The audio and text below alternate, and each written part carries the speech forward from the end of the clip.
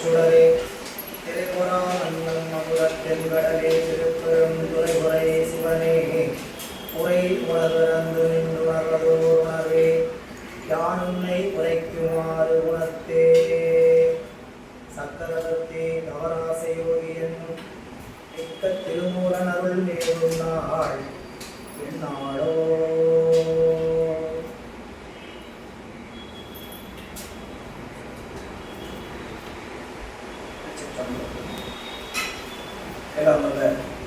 இறைவனுடைய அருட்பெருங்கருணையினாலும் நாயன்மார் பெருமக்களுடைய குருவருடன் முன்னின்றருள் செய்ய என்கிறான் திருமூல தேவநாயனார் திருவாய் மலர்ந்தருளி இருக்கின்ற திருமந்திரமாகிய ஞான நூலினை தொடர்ந்து ஓதுவதற்கும் சிந்திப்பதற்கும் வழிபாடு செய்வதற்கும் குருவருடும் திருவருடும் நமக்கு வாய்ப்பை வழங்கி இருக்கிறது.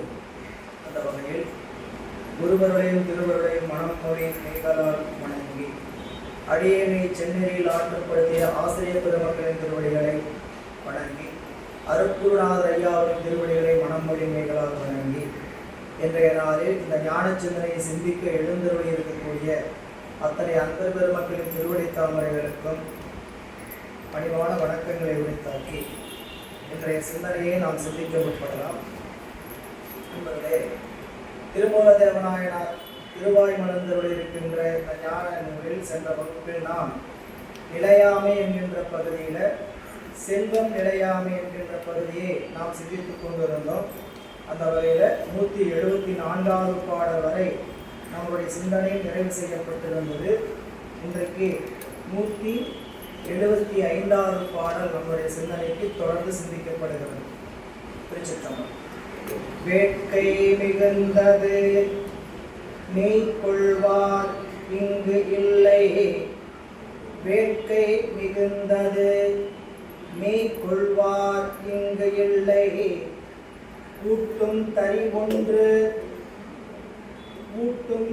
ஒன்று ஓம்படி 9 நாட்டிய தாய் தமர் வந்து வணங்கி பின் காட்டிக் கொடுத்தவர் கைவிட்டவாறே. இந்த பாடல்ல செல்வம் நிலையாமைங்கிற பகுதியை நம்ம பார்த்து கொண்டிருக்கோம். முதல்ல யாக்கை நிலையாமைன்னு சொன்னார். அடுத்தது செல்வம் நிலையாமை. இந்த உடம்போடு ஒட்டி இருக்கக்கூடிய இந்த உயிருக்கு, உடம்போடு இருக்கக்கூடிய உயிர், அந்த உயிருக்கு இந்த உடம்பே உறவல்ல, பகை. அப்படி இருக்கும்போது இந்த உடம்போடு சம்பந்தப்பட்டு இருக்கக்கூடிய செல்வம் எப்படி நமக்கு உறவு பொருளாக ஆகும்? அந்த செல்வமும் நமக்கு பகை பொருள் தான்.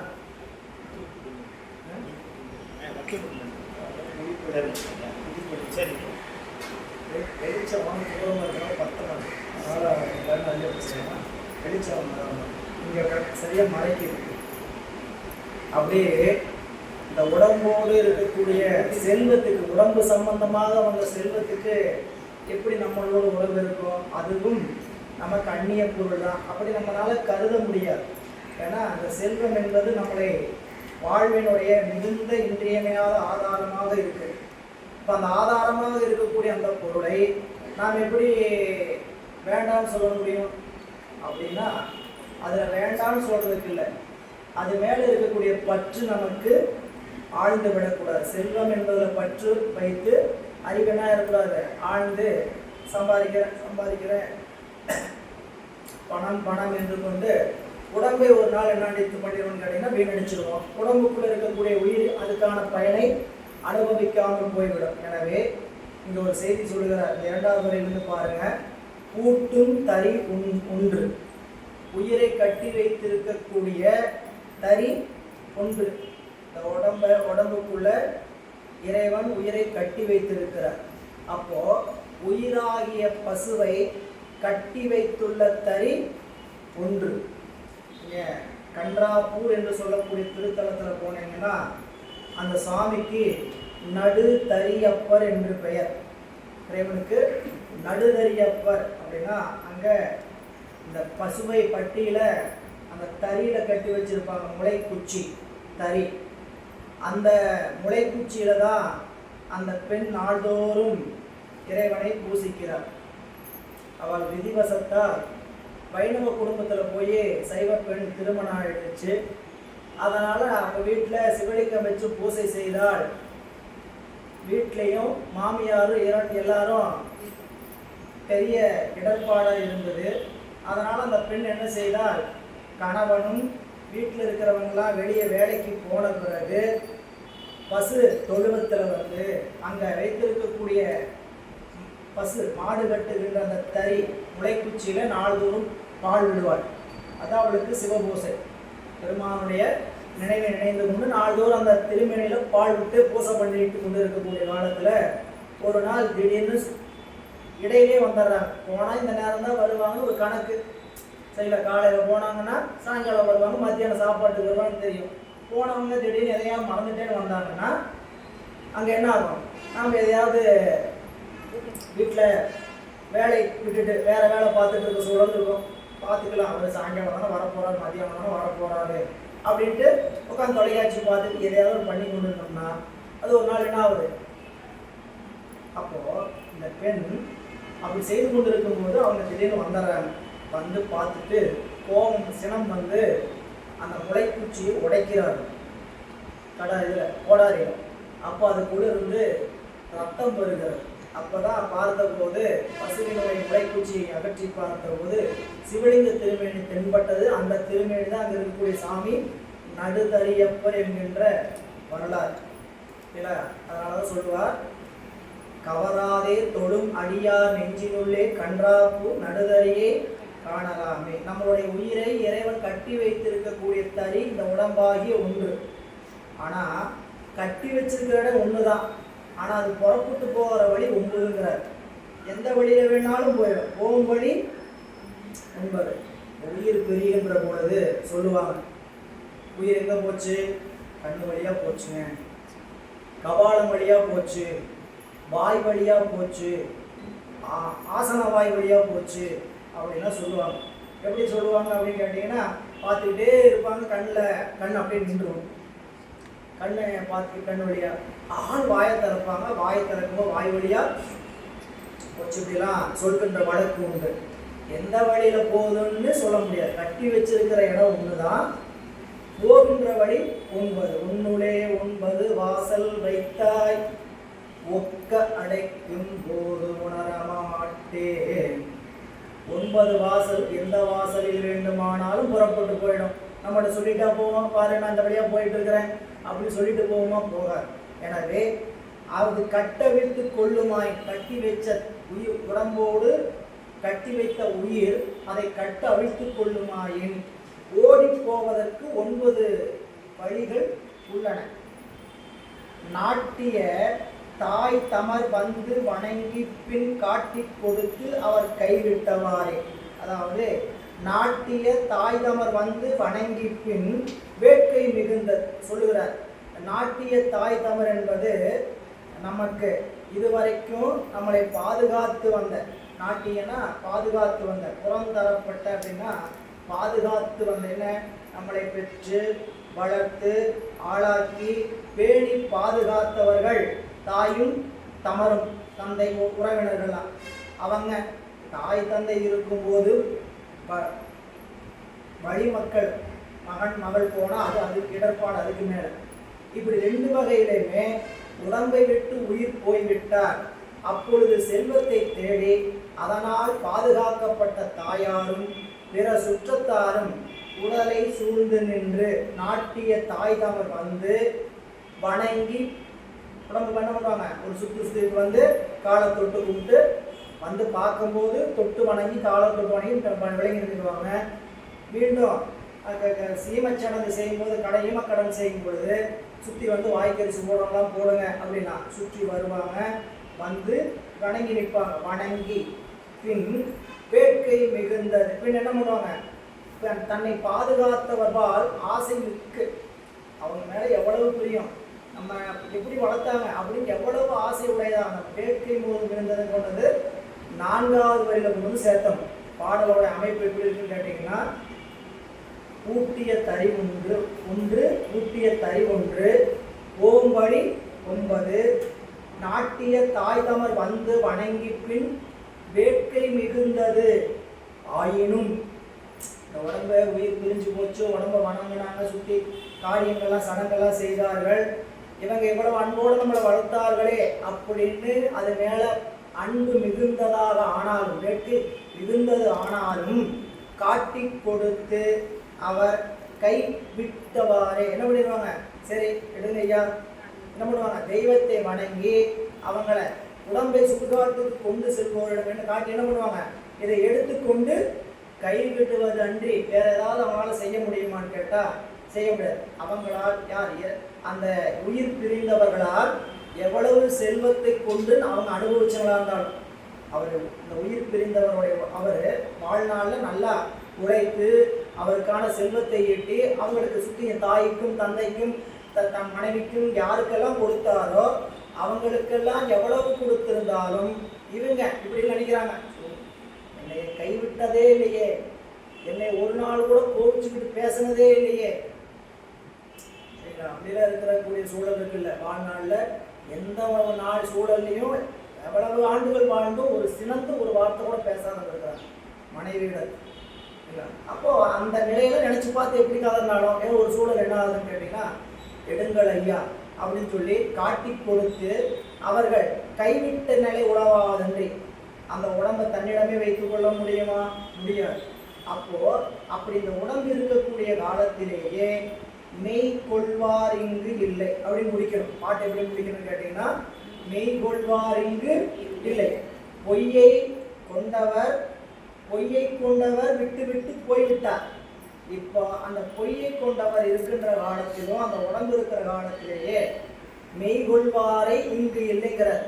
மெய்யை கொள்ளுவார் இங்கு இல்லை. அதனாலதான் அதாவது சொல்லுவார், எவ்வளவோ நல்ல நல்ல செய்திகள் எல்லாம் இருக்குது, வந்து வாங்குகின்றவங்க யாரும் இல்லையே வருந்துவார், கடை விரித்தே கொள்வார் இல்லை.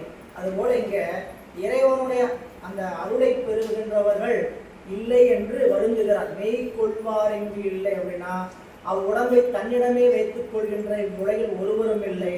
அதனால் அந்த மெய்யை கொண்டு நாம் வழிபாடு செய்ய வேண்டும். இந்த உடம்பை கொண்டு மெய்யை அடைய சொல்லுகிறார். உடம்பிலிருந்து ஓடும் போது உடம்போடு உயிரிடை விட்டு ஓடும் போது அதனோடு அடும்பரிசு ஒன்றுமில்லை. அப்படின்னா அந்த உடம்போடு கூடி நின்ற உயிர் அவற்றிடையே நின்ற தொடர்பை விட்டு நீங்கும் போது நமக்கும் அந்த உடம்புக்கும் கூட போறதுக்கு எந்த விதமான அதாவது உரிமை இல்லை.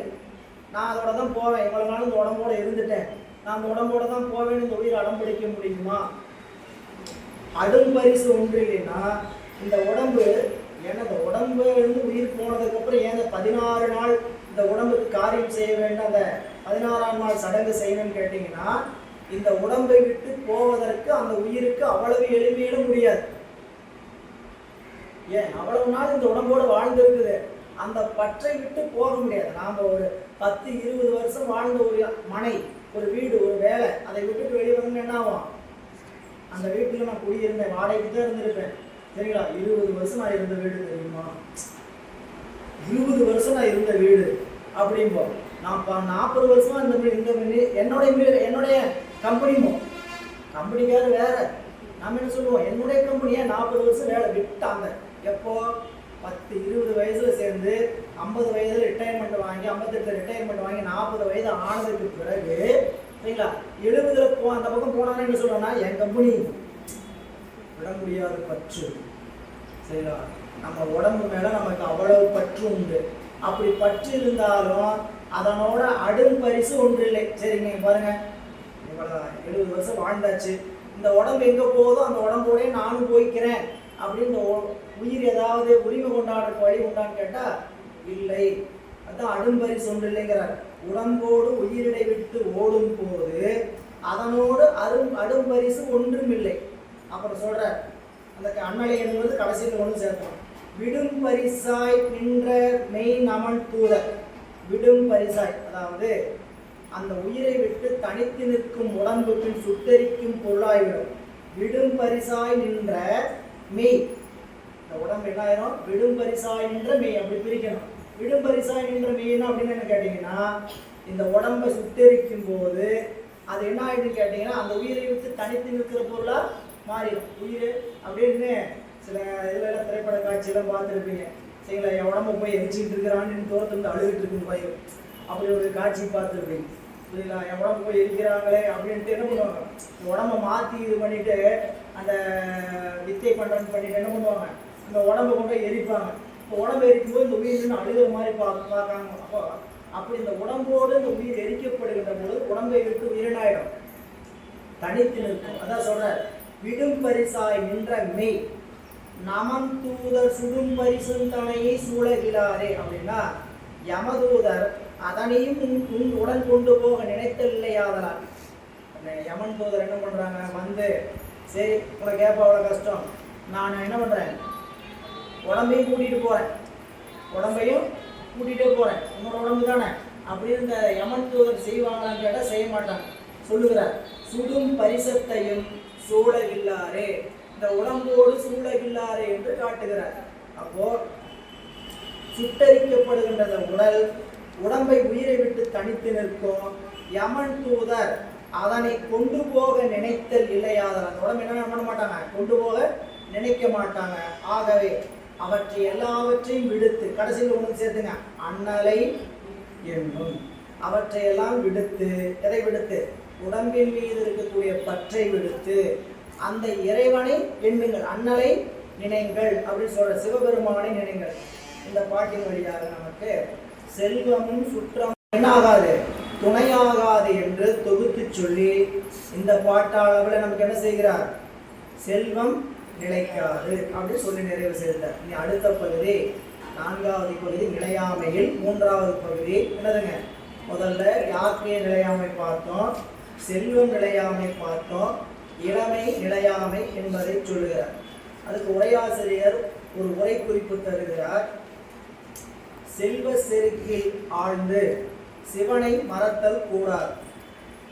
ஏற்கனவே பல முறை சொன்னதுதாங்க, நம்மளுடைய கல்வியோ பதவியோ அல்லது குலமோ இதனால் வருகிற செருக்கை அதுவே அடக்கும். செல்வத்தினால் வருகிற செருக்கு யாராலும் அடக்க முடியாது. அது ஏற்கனவே பார்த்ததான். நம்ம அந்த என்னங்க, புது பணக்காரன், இந்த பரம்பரை பணக்காரனு கூட அந்த புத்தி இருக்காது. திடீர்னு பணக்காரன் ஆகிட்ட என்ன ஆகிடும், அர்த்தராத்திரியில் படம் பிடிக்கிறான், அர்த்தராத்திரியில புடை பிடிக்கிறான் அப்படின்னு சொல்லுவாங்க. அப்போ செல்வ செருக்கில் ஆழ்ந்து சிவனை மறத்தல் கூடாது என்பதற்கு செல்வ நிலையாமை கூறிய நாயனார், யாக்கை நிற்ப உடம்பு நிற்ப செல்வமும் நின்றதாய். எவ்வளவு அருமையான குறிப்பு பாருங்க. உடம்பு இருக்கு, செல்வமும் நிலைச்சிருக்குது, ரெண்டுமே நிலையாமைன்னு சொன்னாரு. ஒருத்தருடைய வாழ்க்கையில் என்ன இருக்குதுங்க, நல்லா வாழ்க்கை வாழ்ந்துட்டு இருக்கிறார், 60-70 வயசாச்சு, செல்வம் உடம்பு நிலைத்து இருக்குது, செல்வமும் நல்லா ஒன்றும் குறையல, நல்லா லட்சமா இருக்கு, செல்வமும் இருக்கு. இளமை போய்விட்டால் அந்த செல்வத்தினாலோ அந்த யாக்கையினாலோ பயனில்லை. மூட்டையா இருந்து என்ன பண்றது, அரிசி சாப்பிட வேணாம்னு சொல்றாங்களே, உங்களுக்கு என்ன சுகர் இருக்குது, சர்க்கரை இருக்கு, அதனால நீங்க சாப்பிடக்கூடாது. அப்ப இந்த உடம்பு இருந்தும் இந்த செல்வம் இருந்தும் பயன் இல்லைங்கிறார். செல்வம் இருந்தும் உடம்பு இருந்தும் உயிர் அந்த இளமை நிலைக்கலைன்னா இளமை நிலைக்காது. இளமை என்னானாலும் நிலைக்காது. நேற்று இருந்து இரவு இருந்த உடம்பு இன்னைக்கு காலையில் இல்லை. கண்டிப்பா தெரியும், நமக்கு எல்லாத்துக்குமே தெரியும். நம்ம முகத்துல தெரியாது, உடம்புல மாற்றம் தெரியாது. ஒரு ஆண்டு 2 ஆண்டு தாண்டிக்க பார்த்தோம்னா தான், 2 ஆண்டுக்கு முன்னாடி எடுத்து புகைப்படம் எடுத்து பார்த்தோம்னா, அப்படியா நான் எப்படி இருந்தேன்னா இப்படி ஆயிருக்கிறேன் அப்படின்னு என்ன பண்ணுவோம். அப்போதான் அன்னைக்கெல்லாம் கொஞ்சம் தலையில முடியெல்லாம் கருப்பா இருந்தது, இன்னைக்கு என்ன ஆயிடுச்சு, வெள்ளம் வர ஆரம்பிச்சிருச்சு அப்படிம்போம். இல்லை, இப்படி உடம்பு இருந்தும் செல்வம் இருந்தும் இளமை நிலைக்கவில்லைன்னா இந்த வாழ்க்கையில என்ன பயனாவது பிரயோஜனமாவது உண்டான்னு கேட்டால் கிடையாது. இருக்கிற காலத்திலேயே சொல்லுவாங்க, செல்வம் இருக்கிற காலத்திலேயே அனுபவிக்க மாட்டோம். செல்வம்லாம் நமக்கு செல்வம் இல்லைங்கிறது இருக்கிறது ஒரு பக்கம் இருந்தாலும் செல்வத்துக்காக தான் உழைக்கிறோம். வாழ்க்கையே இதுக்கு உழைச்சி நல்லா வாழணுங்கிறதுக்காக தான். நல்லா ஈட்டினாலும் அதை செலவு பண்ணுறதுக்கு மனசு வர சேர்த்து சேர்த்து சேர்த்து அதான் இன்னைக்கு இருந்தது. ஒரு நல்ல உணவு சாப்பிட்டியா, நல்ல மகிழ்ச்சியாக உணவு சாப்பிட்டியா, மனைவி மக்களோடு சேர்ந்து நல்லா இன்பமாக எங்கேயாவது போயிட்டு வந்தேன், அந்த செல்வத்தை வச்சு ஒன்றும் செய்திருக்க மாட்டேன். என்ன செய்திருவேன்? சேர்த்து வைக்கிறேன்ட்டு 1000 ரூபாய் சம்பாதிச்சா 500 ரூபாய் செலவு பண்ணிட்டு 500 ரூபாய் சேர்த்து வச்சு இப்படியே சேர்த்து வச்சுக்கிட்டே போவோம். ஒரு பக்கம் உழைப்பு என்ன ஆகுன்னு கேட்டிங்கன்னா, உழைச்சி உடம்பு இடர்பாடு ஆயிரும். அதற்கான சோம்பல், நோய் போன்றவையெல்லாம் தாக்கும். அதற்கான உறக்கம் இல்லாமல் உழைத்ததனாலையும் ஓய்வில்லாமல் உழைத்ததனாலையும் உடம்புக்கு என்ன வந்துருச்சு? நோய் வந்து விட்டது. இப்போ சேர்த்து வைத்த செல்வம் எதற்கு பயன்படுதுன்னு கேட்டால், அந்த நோயிலிருந்து நம்மளை பாதுகாக்கிறதுக்கு தான் அந்த சேர்த்து வைத்த செல்வம் பயன்படுதே தவிர, இளமை முழுக்க நம்மளோட வேலை என்னன்னு கேட்டால், சம்பாதிச்சு நல்லா சேர்த்து வச்சுட்டு கடைசி காலத்தில் சம்பாதிச்சு சேர்த்து வச்சுதான் வியாதிக்கு செலவு பண்ணு. இப்படி தான் 75% பேர் மக்களுடைய வாழ்க்கை ஓடுகிறது. 25 கொஞ்சம் புத்திசாலித்தனமாக என்ன பண்ணுவான்னு கேட்டிங்கன்னா, இருக்கிறத அனுபவிப்போம். இருக்கிற வரைக்கும் சந்தோஷமா இருக்கும், அப்படின்னு என்ன பண்ணுவான்னு கேட்டிங்கன்னா, அதுக்கு நமக்கு நாளைக்கு ஒரு பொருள் தேவைதான், இல்லைங்களா? இல்லை, நாளைக்கு சேர்த்து வைக்கக்கூடாது, சரிங்களா? ஆனால் மனித வாழ்க்கைக்கு அப்படி முடியறதில்லை. பறவைகள் எல்லாம் அன்றைக்கு தேவையான உணவை தேடிக்கொண்டு வந்து கூட்டில் அமருது, அடுத்த நாள் ஓடுது, மீண்டும் பறந்து ஓடுது என் உணவை தேடுவதற்கு. அதனால இங்க சொல்லுகின்ற போது சொல்லுகிறார், செல்வ நிலையாமை கூறிய நாயனார் யாக்கை நிற்ப செல்வமும் நின்றதாயினும் அவ்விரண்டினாலும் பயன்கொள்ளுதல் இளமை பருவமே அல்லது அது கழிந்த பின் கூடாதாகலானும் அவ்விளமைதான் யாக்கை நிலையாமை செல்வ நிலையாமைகளில் முற்பட வருதலும் உண்டாகலாம். அதாவது அந்த இளமை நிலையாமை தான் யாக்கை நிலையாமை செல்வ நிலையாமைகளுக்கு முற்பட வருதலும் முற்பட வந்துடும். இளமை கழிஞ்சிடும், அந்த செல்வ நிலையாமை யாக்கை நிலையாமலே போகிறோம், அப்புறம் கடைசியாக வரும். ஆனால் இளமை என்ன ஆகிடும் கேட்டால் கழிந்து விடும். எனவே இளமை நீங்கிய வழி உலக இன்பத்தையே அன்றி, இளமை நீங்கிய வழி உலக இன்பத்தையே அன்றி சிவனது திருவடி இன்பத்தையும் பெறுதல் கூடாதாகலானும். அதுதான் அந்த நூலுக்கான செய்தி. இந்த இளமை உலக இன்பத்தை அனுபவிக்கிறதுக்கு மட்டும் பயன்படுத்த நினைக்காத, சிவனது திருவடி இன்பத்தை அனுபவிப்பதற்கு இந்த இளமை இருக்கிற காலத்துல தான் உன்னாலே முடியுமே தவிர, முதுமை வந்துவிட்டால், நிலையாமை வந்துவிட்டால் என்ன பண்ண முடியாது? சிவனை இன்பத்தை அனுபவிக்க முடியாது. சொல்ற இன்பத்தை பெறுதல் கூடாதாகலானும் இளமை செருக்கில் ஆழ்ந்து சிவனை மறவாது இளமையில்தானே சிவனை அடையுங்கள் என்றற்கு இளமை நிலையாமையை 10 திருமந்திரங்களால் உணர்த்துகின்றார். இப்போ 10 பாட்டில் இளமை நிலையாமையை உணர்த்துறார். எதுக்கு அப்படின்னு கேட்டீங்கன்னா, நம்ம வகுப்புக்கு அன்பெல்லாம் வர வகுப்பு கேட்குறோம், தலையாத்திரை போகிறோம், சரிங்களா? எல்லாரும் வரேன்னு ஆசைப்படுறாங்க. ஒரு சிலர் 60 வயது தாண்டி அல்லது 50 வயது தாண்டி இருக்கக்கூடியவங்க கூட என்ன ஆகுது? வர முடியல. என்ன சொல்லுது? நடக்க முடியல, ஏறி என்னால் இறங்கி போயிட்டு வேகமாக வர முடியாது, இந்த வகுப்புக்கு வரக்கே என்னால் முடியல, காலினாவது வலிக்குது. ஏன்னா எதனால இது வலி வந்துச்சு? இப்போ இளமை போயிடுச்சு. இளமை போனதுனால இந்த உடம்பு என்ன பண்ணுது? கோயிலுக்கு போக முடியல. இப்போ கோயிலுக்கு போன நிப்பாசம் வருது. எந்த வயதுல? அந்த இளமை நிலைக்காம இருக்கும்போது வாழ்க்கையெல்லாம் வாழ்ந்து பட்ட கஷ்டம்லாம் போதும்பா, கடைசி காலத்துல சிவனே நிம்மதியா இருப்போம் அப்படின்னு போகணும்னு நினைச்சா இந்த உடம்பு என்ன பண்ண மாட்டேங்குது? ஒத்துழைக்க மாட்டேங்குது. உடம்பை கொண்டுகிட்டு கோயிலுக்கு போனோம்னா உடம்பை பத்தி நினைப்பு தான் வருது. அவங்களாம் ஓடி ஓடி சாமி கும்பிடுறாங்களே, அவங்களாம் அந்த ஊருக்கு போயிட்டு வராங்களே, நம்மளால போக முடியல. சரி, இனிமேல் அதை வருத்தப்பட்டு என்ன பண்றது?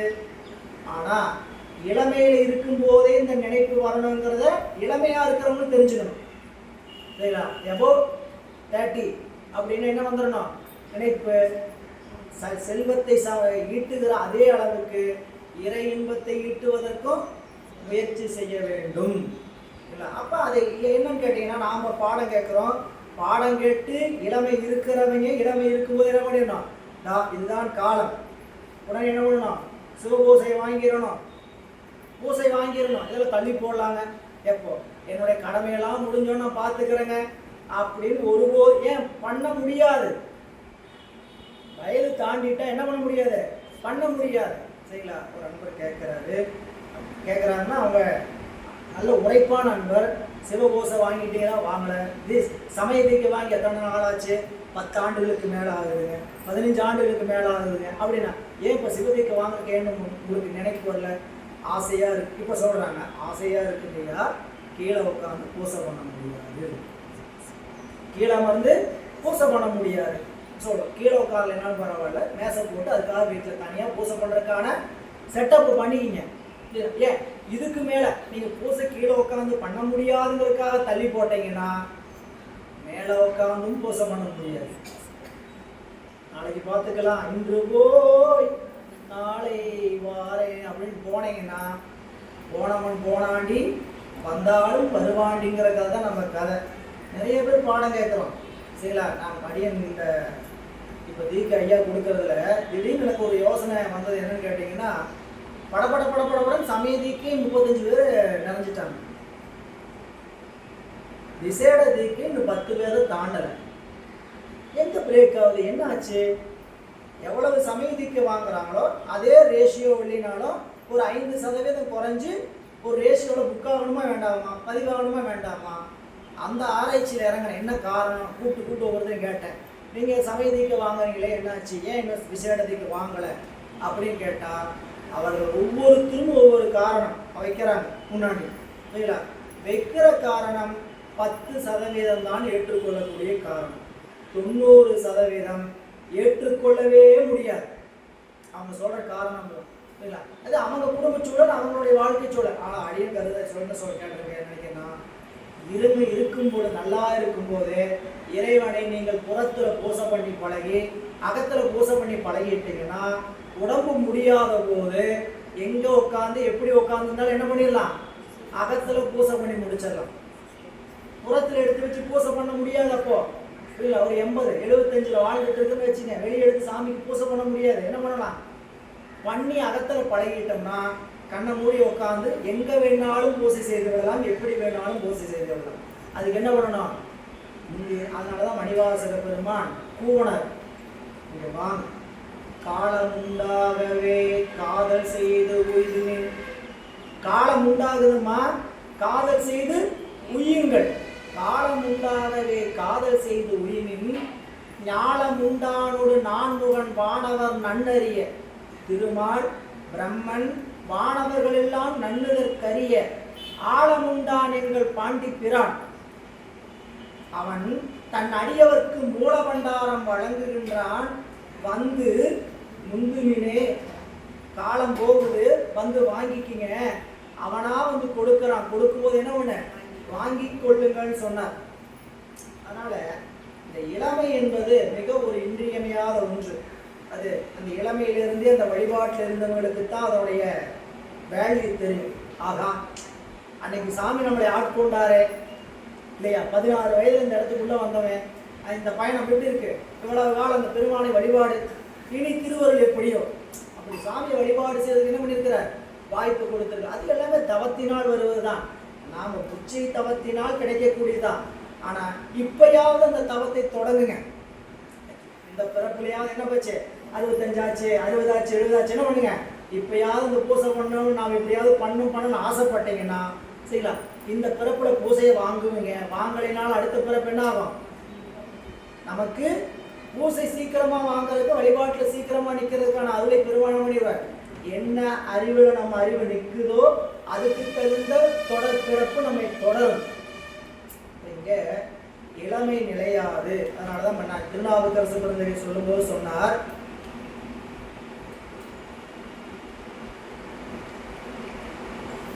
அதாவது செவி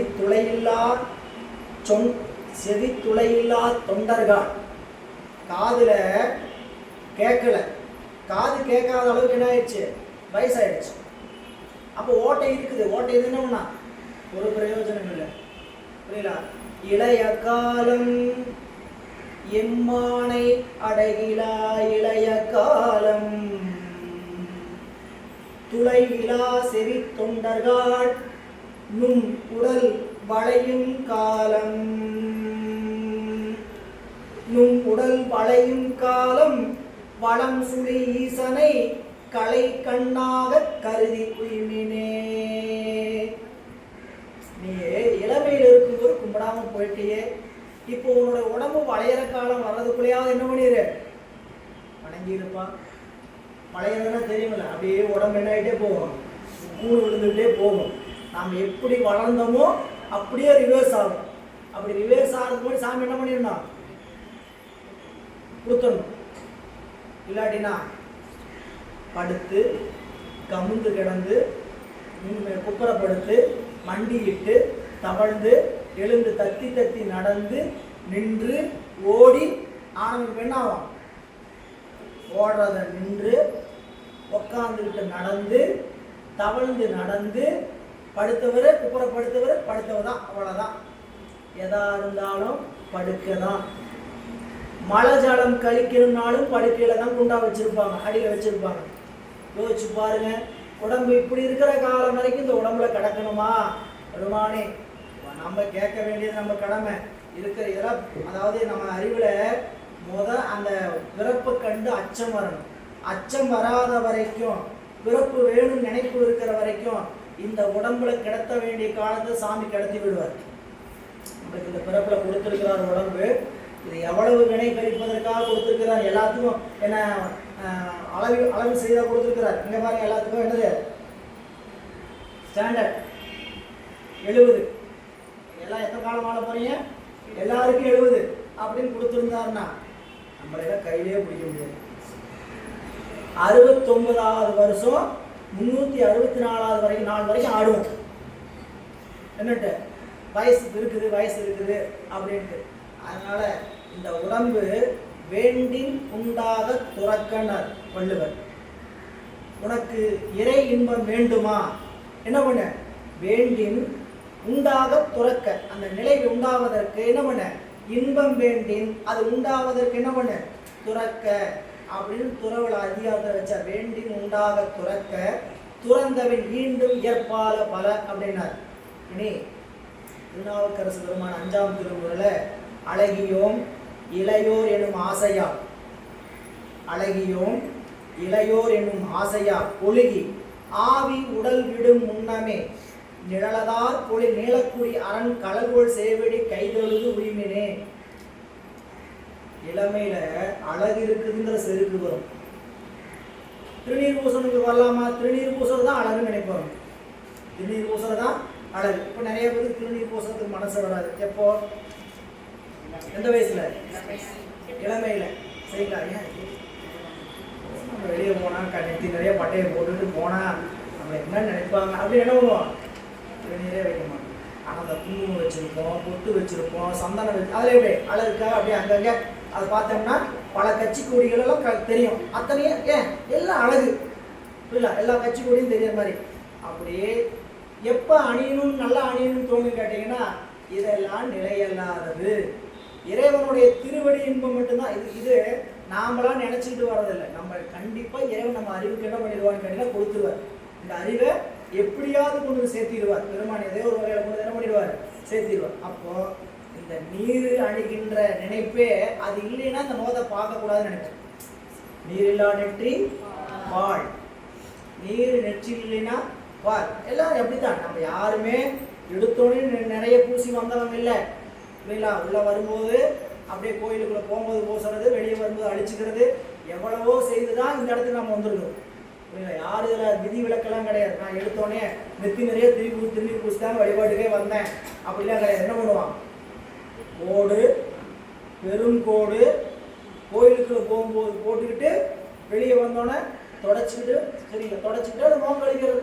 போயிட்டு வந்து டயர்டாக இருக்க மாதிரி வெளியில் வாசலில் வந்தோடனே பைப்பில் என்ன பண்ண வேண்டியது, முகத்தை கழுவி காலை கழுவிட்டு போக வேண்டியதான். இல்லை இப்படியெல்லாம் இருந்தாலும் ஒரு நாள் என்ன ஆகுன்னு கேட்டிங்கன்னா திருநீற்றின் மீது அன்பு வரும். அதனால தான் இங்கே திருநாவுக்கரசு பெருமான் சொல்கிறார், அழகியோம் இளையோர் என்னும் ஆசையார் ஒழுகி. ஒன்று வேண்டாங்க, வீட்டில் ஒரு காலத்தில் நம்மளுடைய அறிவு எப்படி இருக்குன்னு கேட்டிங்கன்னா நான் தான் எல்லாம் அப்படின்ட்டு ஒரு பெரிய ராஜாங்கம் பண்ணிகிட்டு இருப்போம். இளமையில என்ன பண்ணுவோம்? முதுமையிலே அப்படிதான் ஐயா பண்ணிட்டு இருக்கேன்னு நினைப்பீங்க. இளமையில என்ன நினைப்போம்னு கேட்டோம்னா, புரியலா, எல்லாம் நம்மளால செஞ்ச முடியும். புரியல, யாரோடைய தயவு எனக்கு தேவை கிடையாது. என்ன நினைப்போம்? வீட்டுக்காரையும் அப்படிதான் நினைப்போம், வீட்டுக்காரனையும் அப்படிதான் நினைப்போம். புரியுதா? உன் தயவோட தான் நான் வாழன்னு நினச்சிக்க வேண்டாம். புரியுதா? அப்படின்னு உன் தயவு தேவையில்லை, பயன் தயவு தேவையில்லை, பெற்றோர் தயவு தேவை, எல்லாம் நினைப்போம். எது வரைக்கும்? நம்மளை சாமி படுக்க போன வரைக்கும். புரியல, வயதானதுக்கு அப்புறம் படுக்க போட்டார்னா அப்போ நொந்து நூடுல்ஸ் ஆகும். இளமையிலே ஒரு காலத்தில் படுக்க போடுவார். எதுக்கு? அறிவு வர்றதுக்கு. இவ்வளவு ஆடாதரா, இவ்வளவுலாம் ஆடணும்னா உனக்கு நல்லது இல்லை அப்படின்னு சாமி போடுவாங்க. இளமை இருக்கும் பொழுதே ஒரு நாள் படுக்க போடுவார். அப்போதான் ஞானோதயம் வரும். அப்போதான் என்ன பண்ண முடியும்? நடக்க முடியாது. கை தோல் கொடுத்து நம்மளை தாங்கிட்டு போய் உட்கார வச்சு தான் நம்மளைய பாத்ரூம் கூட்டிகிட்டு போகணும். கையில் நாமளே சோப்பு போட்டுக்க முடியாது, நம்மளுக்கு சோப்பு போட்டு குளிக்க வைக்கணும். இதையெல்லாம் பண்ணும்போது தான் நினைப்போம், ஸோ என்னம்மா ஆடமா எப்படிலாம் சொன்னோம் நாமோ. புரியல, அதெல்லாம் அப்போ கொஞ்சம் நெகட்டிவான பர்சனாக இருந்தான்னு வச்சுக்கோ. ஐயா என்ன வசனம் பேசணும் அன்னைக்கு நீ, எல்லாம் நானே பார்த்துக்குவேன், எல்லாம் நானே பார்த்துக்குவேன் அப்படின்னு எவ்வளவு வசனம் பேசணும் நீங்கள். அப்படி ஏதோ வார்த்தை விட்டான்னு வச்சுங்க, அதோட சமுட்டி அடி உலகத்தில் வேற எதுவுமே கிடையாது. அதெல்லாம் இளமை இருக்கும்போது தாங்க வரும். இளமை இருக்கும்போது தான் இந்த என்ன முறுக்கு, இளமை இருக்கும்போது முறுக்கு வீராப்பு அப்படி பேசிக்கிட்டு என்ன பண்ணிடுவோம், காலத்தில் நாம் கடந்திருப்போம். அதையெல்லாம் சொல்லக்கூடிய பகுதியாக இந்த பகுதியை வைக்கிறார். நிறைய பாடல்கள் நமக்கு முன்னுரையில் கொடுத்திருக்கிறார். பாருங்க, இங்க இளமை நிலையாமை பாடல் எண் 177. கிழக்கு எழுந்து ஓடிய ஞாயிறு மேற்கே விளக்கண்டும் தேரார் விழிவிழா மாந்தர் குழக்கன்று மூத்து எருதாய் சில நாளில் விளக்கண்டும் தேரார் வியன் உலகோரே. 2 ஓமை காட்டுறார். தினந்தோறும் கிழக்கே எழுந்த சூரியன் மேற்கே விழுந்த பிறகும் இந்த நாள் நிலைக்கும் என்று கருதுவது. நம்ம வீட்டில் 10 வயதில் ஒரு கண்ணுக்குட்டியை பார்த்தோம், 20 வயதில் அது மாடா பார்த்தோம், 30 வயதில் அதை எப்படி பார்த்தோம்? படுத்துக்கிட்டு வயசானதாகவும் பார்த்தாச்சு. குளக்கன்று எருதாய் வளர்ந்து விளக்கண்டும் இழியிலா மாந்தர் தேர. கண்ணு இருக்கும், இதெல்லாம் பார்த்துட்டு தான் இருக்கும். பாருங்க, காலையில் என்னாச்சு? கிழக்கிலிருந்து சூரியன் உதிச்சு மேற்கில் போச்சு. என்ன போச்சு? ஒரு நாள் முடிஞ்சிருச்சு. வாழ்நாளில் ஒரு நாளை நாம் என்ன பண்ணியிருக்கிறோம்? இழந்து விட்டோம். வாழ்நாளில் ஒரு நாள் நமக்கு கடந்துருச்சு. இது நமக்கு என்ன ஆயுள் கொடுக்கப்பட்டிருக்குதோ அந்த ஆயுள்ல ஒரு நாள் என்னாச்சு? கழிந்தாகிவிட்டது அப்படின்னு எத்தனை பேர் யோசிப்போம்? உலகத்தில் ஓடுற ஓட்டத்தில் சுற்றுகின்ற உலகத்திலே பல விதத்தில் சுற்றுகின்ற மனிதர்கள் நாம் ஓடுற ஓட்டத்தில் எத்தனை பேர் ஒரு நாள் போச்சு? நம்ம வயசுல நம்ம வாழ்நாள் ஜீவிதத்தில் என்ன ஆயிடுச்சு? ஒரு நாள் போயாச்சு அப்படின்னு எத்தனை பேர் நினைப்போம்? நினச்சி கவலைப்படுறதா? அப்படிலாம் கவலையெல்லாம் பட வேண்டாம். இல்லாட்டினா யாரோ உட்காந்து என்ன பண்ணோம்? ஸோ நம்ம ஆயுசில் ஒரு நாள் வச்சு அப்படி உட்காந்து அப்படிலாம் கவலையெல்லாம் பட வேண்டாம். என்னன்னா இன்றைய நாள் நல்ல நாளாக கழித்து இருக்கிறோமா? வாழ்நாள் நம்ம நாள் இன்றைய நாள் எப்படியா இருக்குதுங்க? நல்ல நாளா? என்ன நல்ல நாள்? கற்றவா உன்னை நான் மறைக்கணும் சொல்லும்னா நமச்சி விட்டிடும் அடி ஏத்துவார் இகழ்ந்திட்ட நாள் மறந்திட்ட நாள் கெட்ட நாள் என்று அலால் கருதேன் கிளர் பாண்டி சொல்ற. இட்டு நும் அடி ஏத்துவார் இகழ்ந்திட்ட நாள் மறந்திட்ட நாள் கெட்ட நாள் இவை என்று கருதலாம். எப்பையெல்லாம் இறைவனுடைய திருவடியை மறந்திருக்கிறோமோ அந்த நாளெல்லாம் கெட்ட நாள் என்று அறிகிறார் மாந்தர். அப்போ எல்லாம் நம்மளுக்கு வாய்ப்பு கிடைச்சிருக்குது. சாமியை பற்றி நினைக்கிற அறிவு கொடுத்திருக்கிறார். என்னை சுடர்மிகும் அறிவுடன் படைத்து விட்டாய் பராசக்தி. என்னை எப்படிப்பட்ட அறிவோட படைச்சிருக்க தெரியுமா? எல்லாரும் போலயுமா படைச்ச என்னை ஒரு நல்ல அறிவு நல்ல கூட்டத்தோடு என்னை சேர்த்திருக்கிற.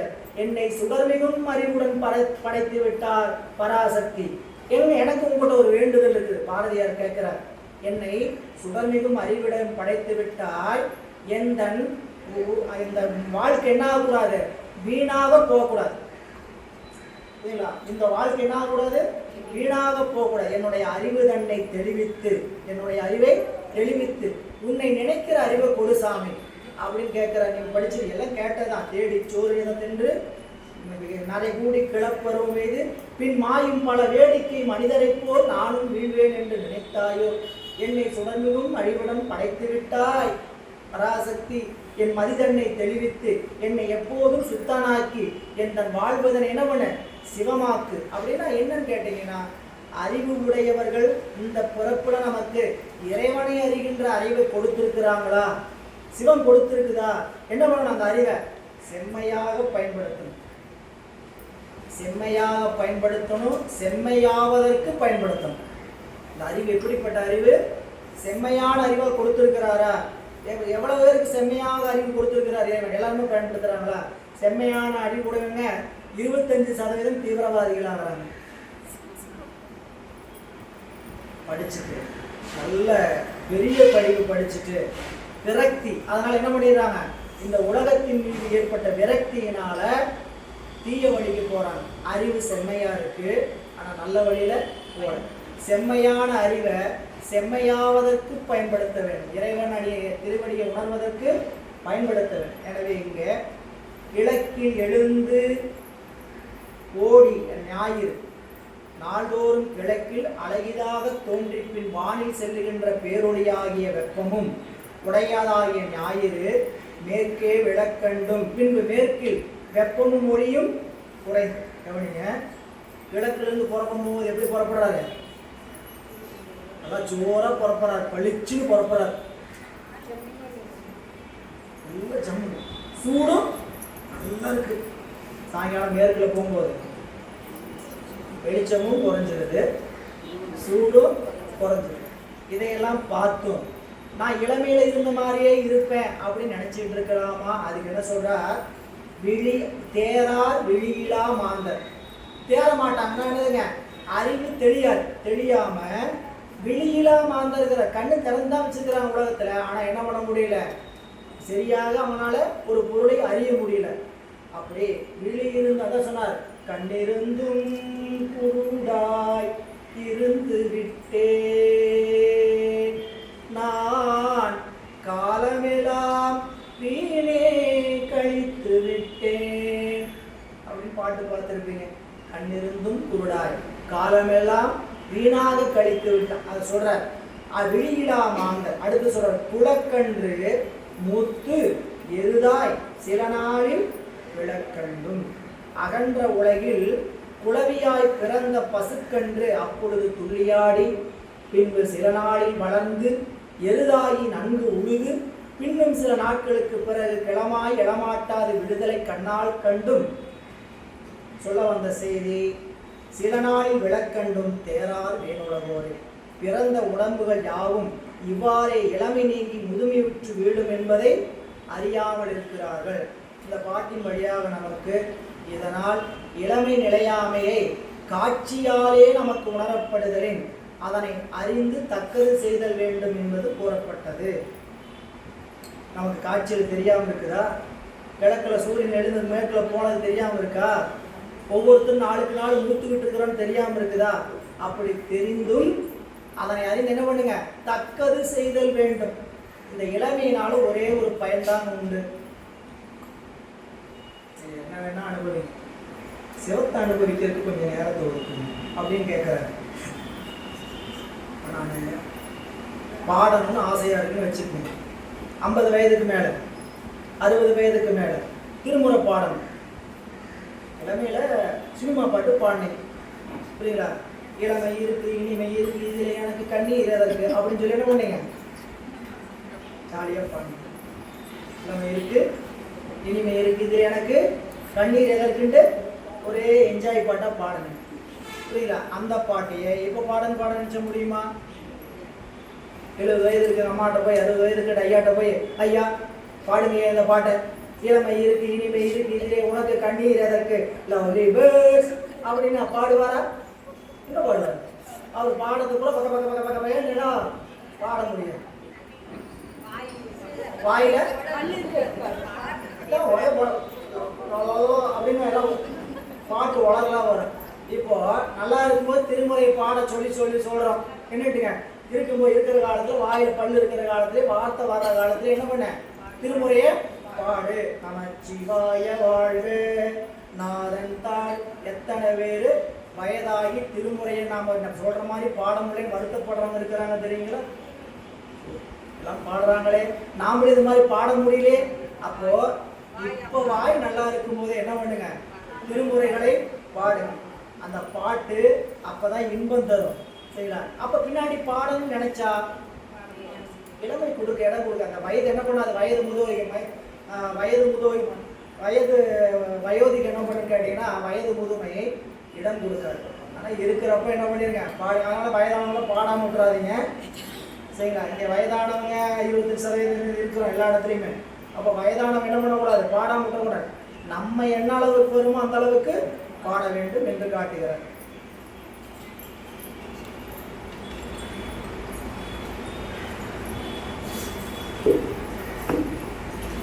அடுத்தது 178வது பாடல்.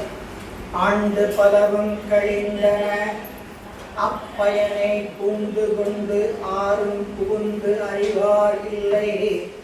நீண்டன காலங்கள் நீண்டு கொடுக்கினும் தகுந்து விளக்கின் சுடர் அறியாரே. அடுத்த செய்தியை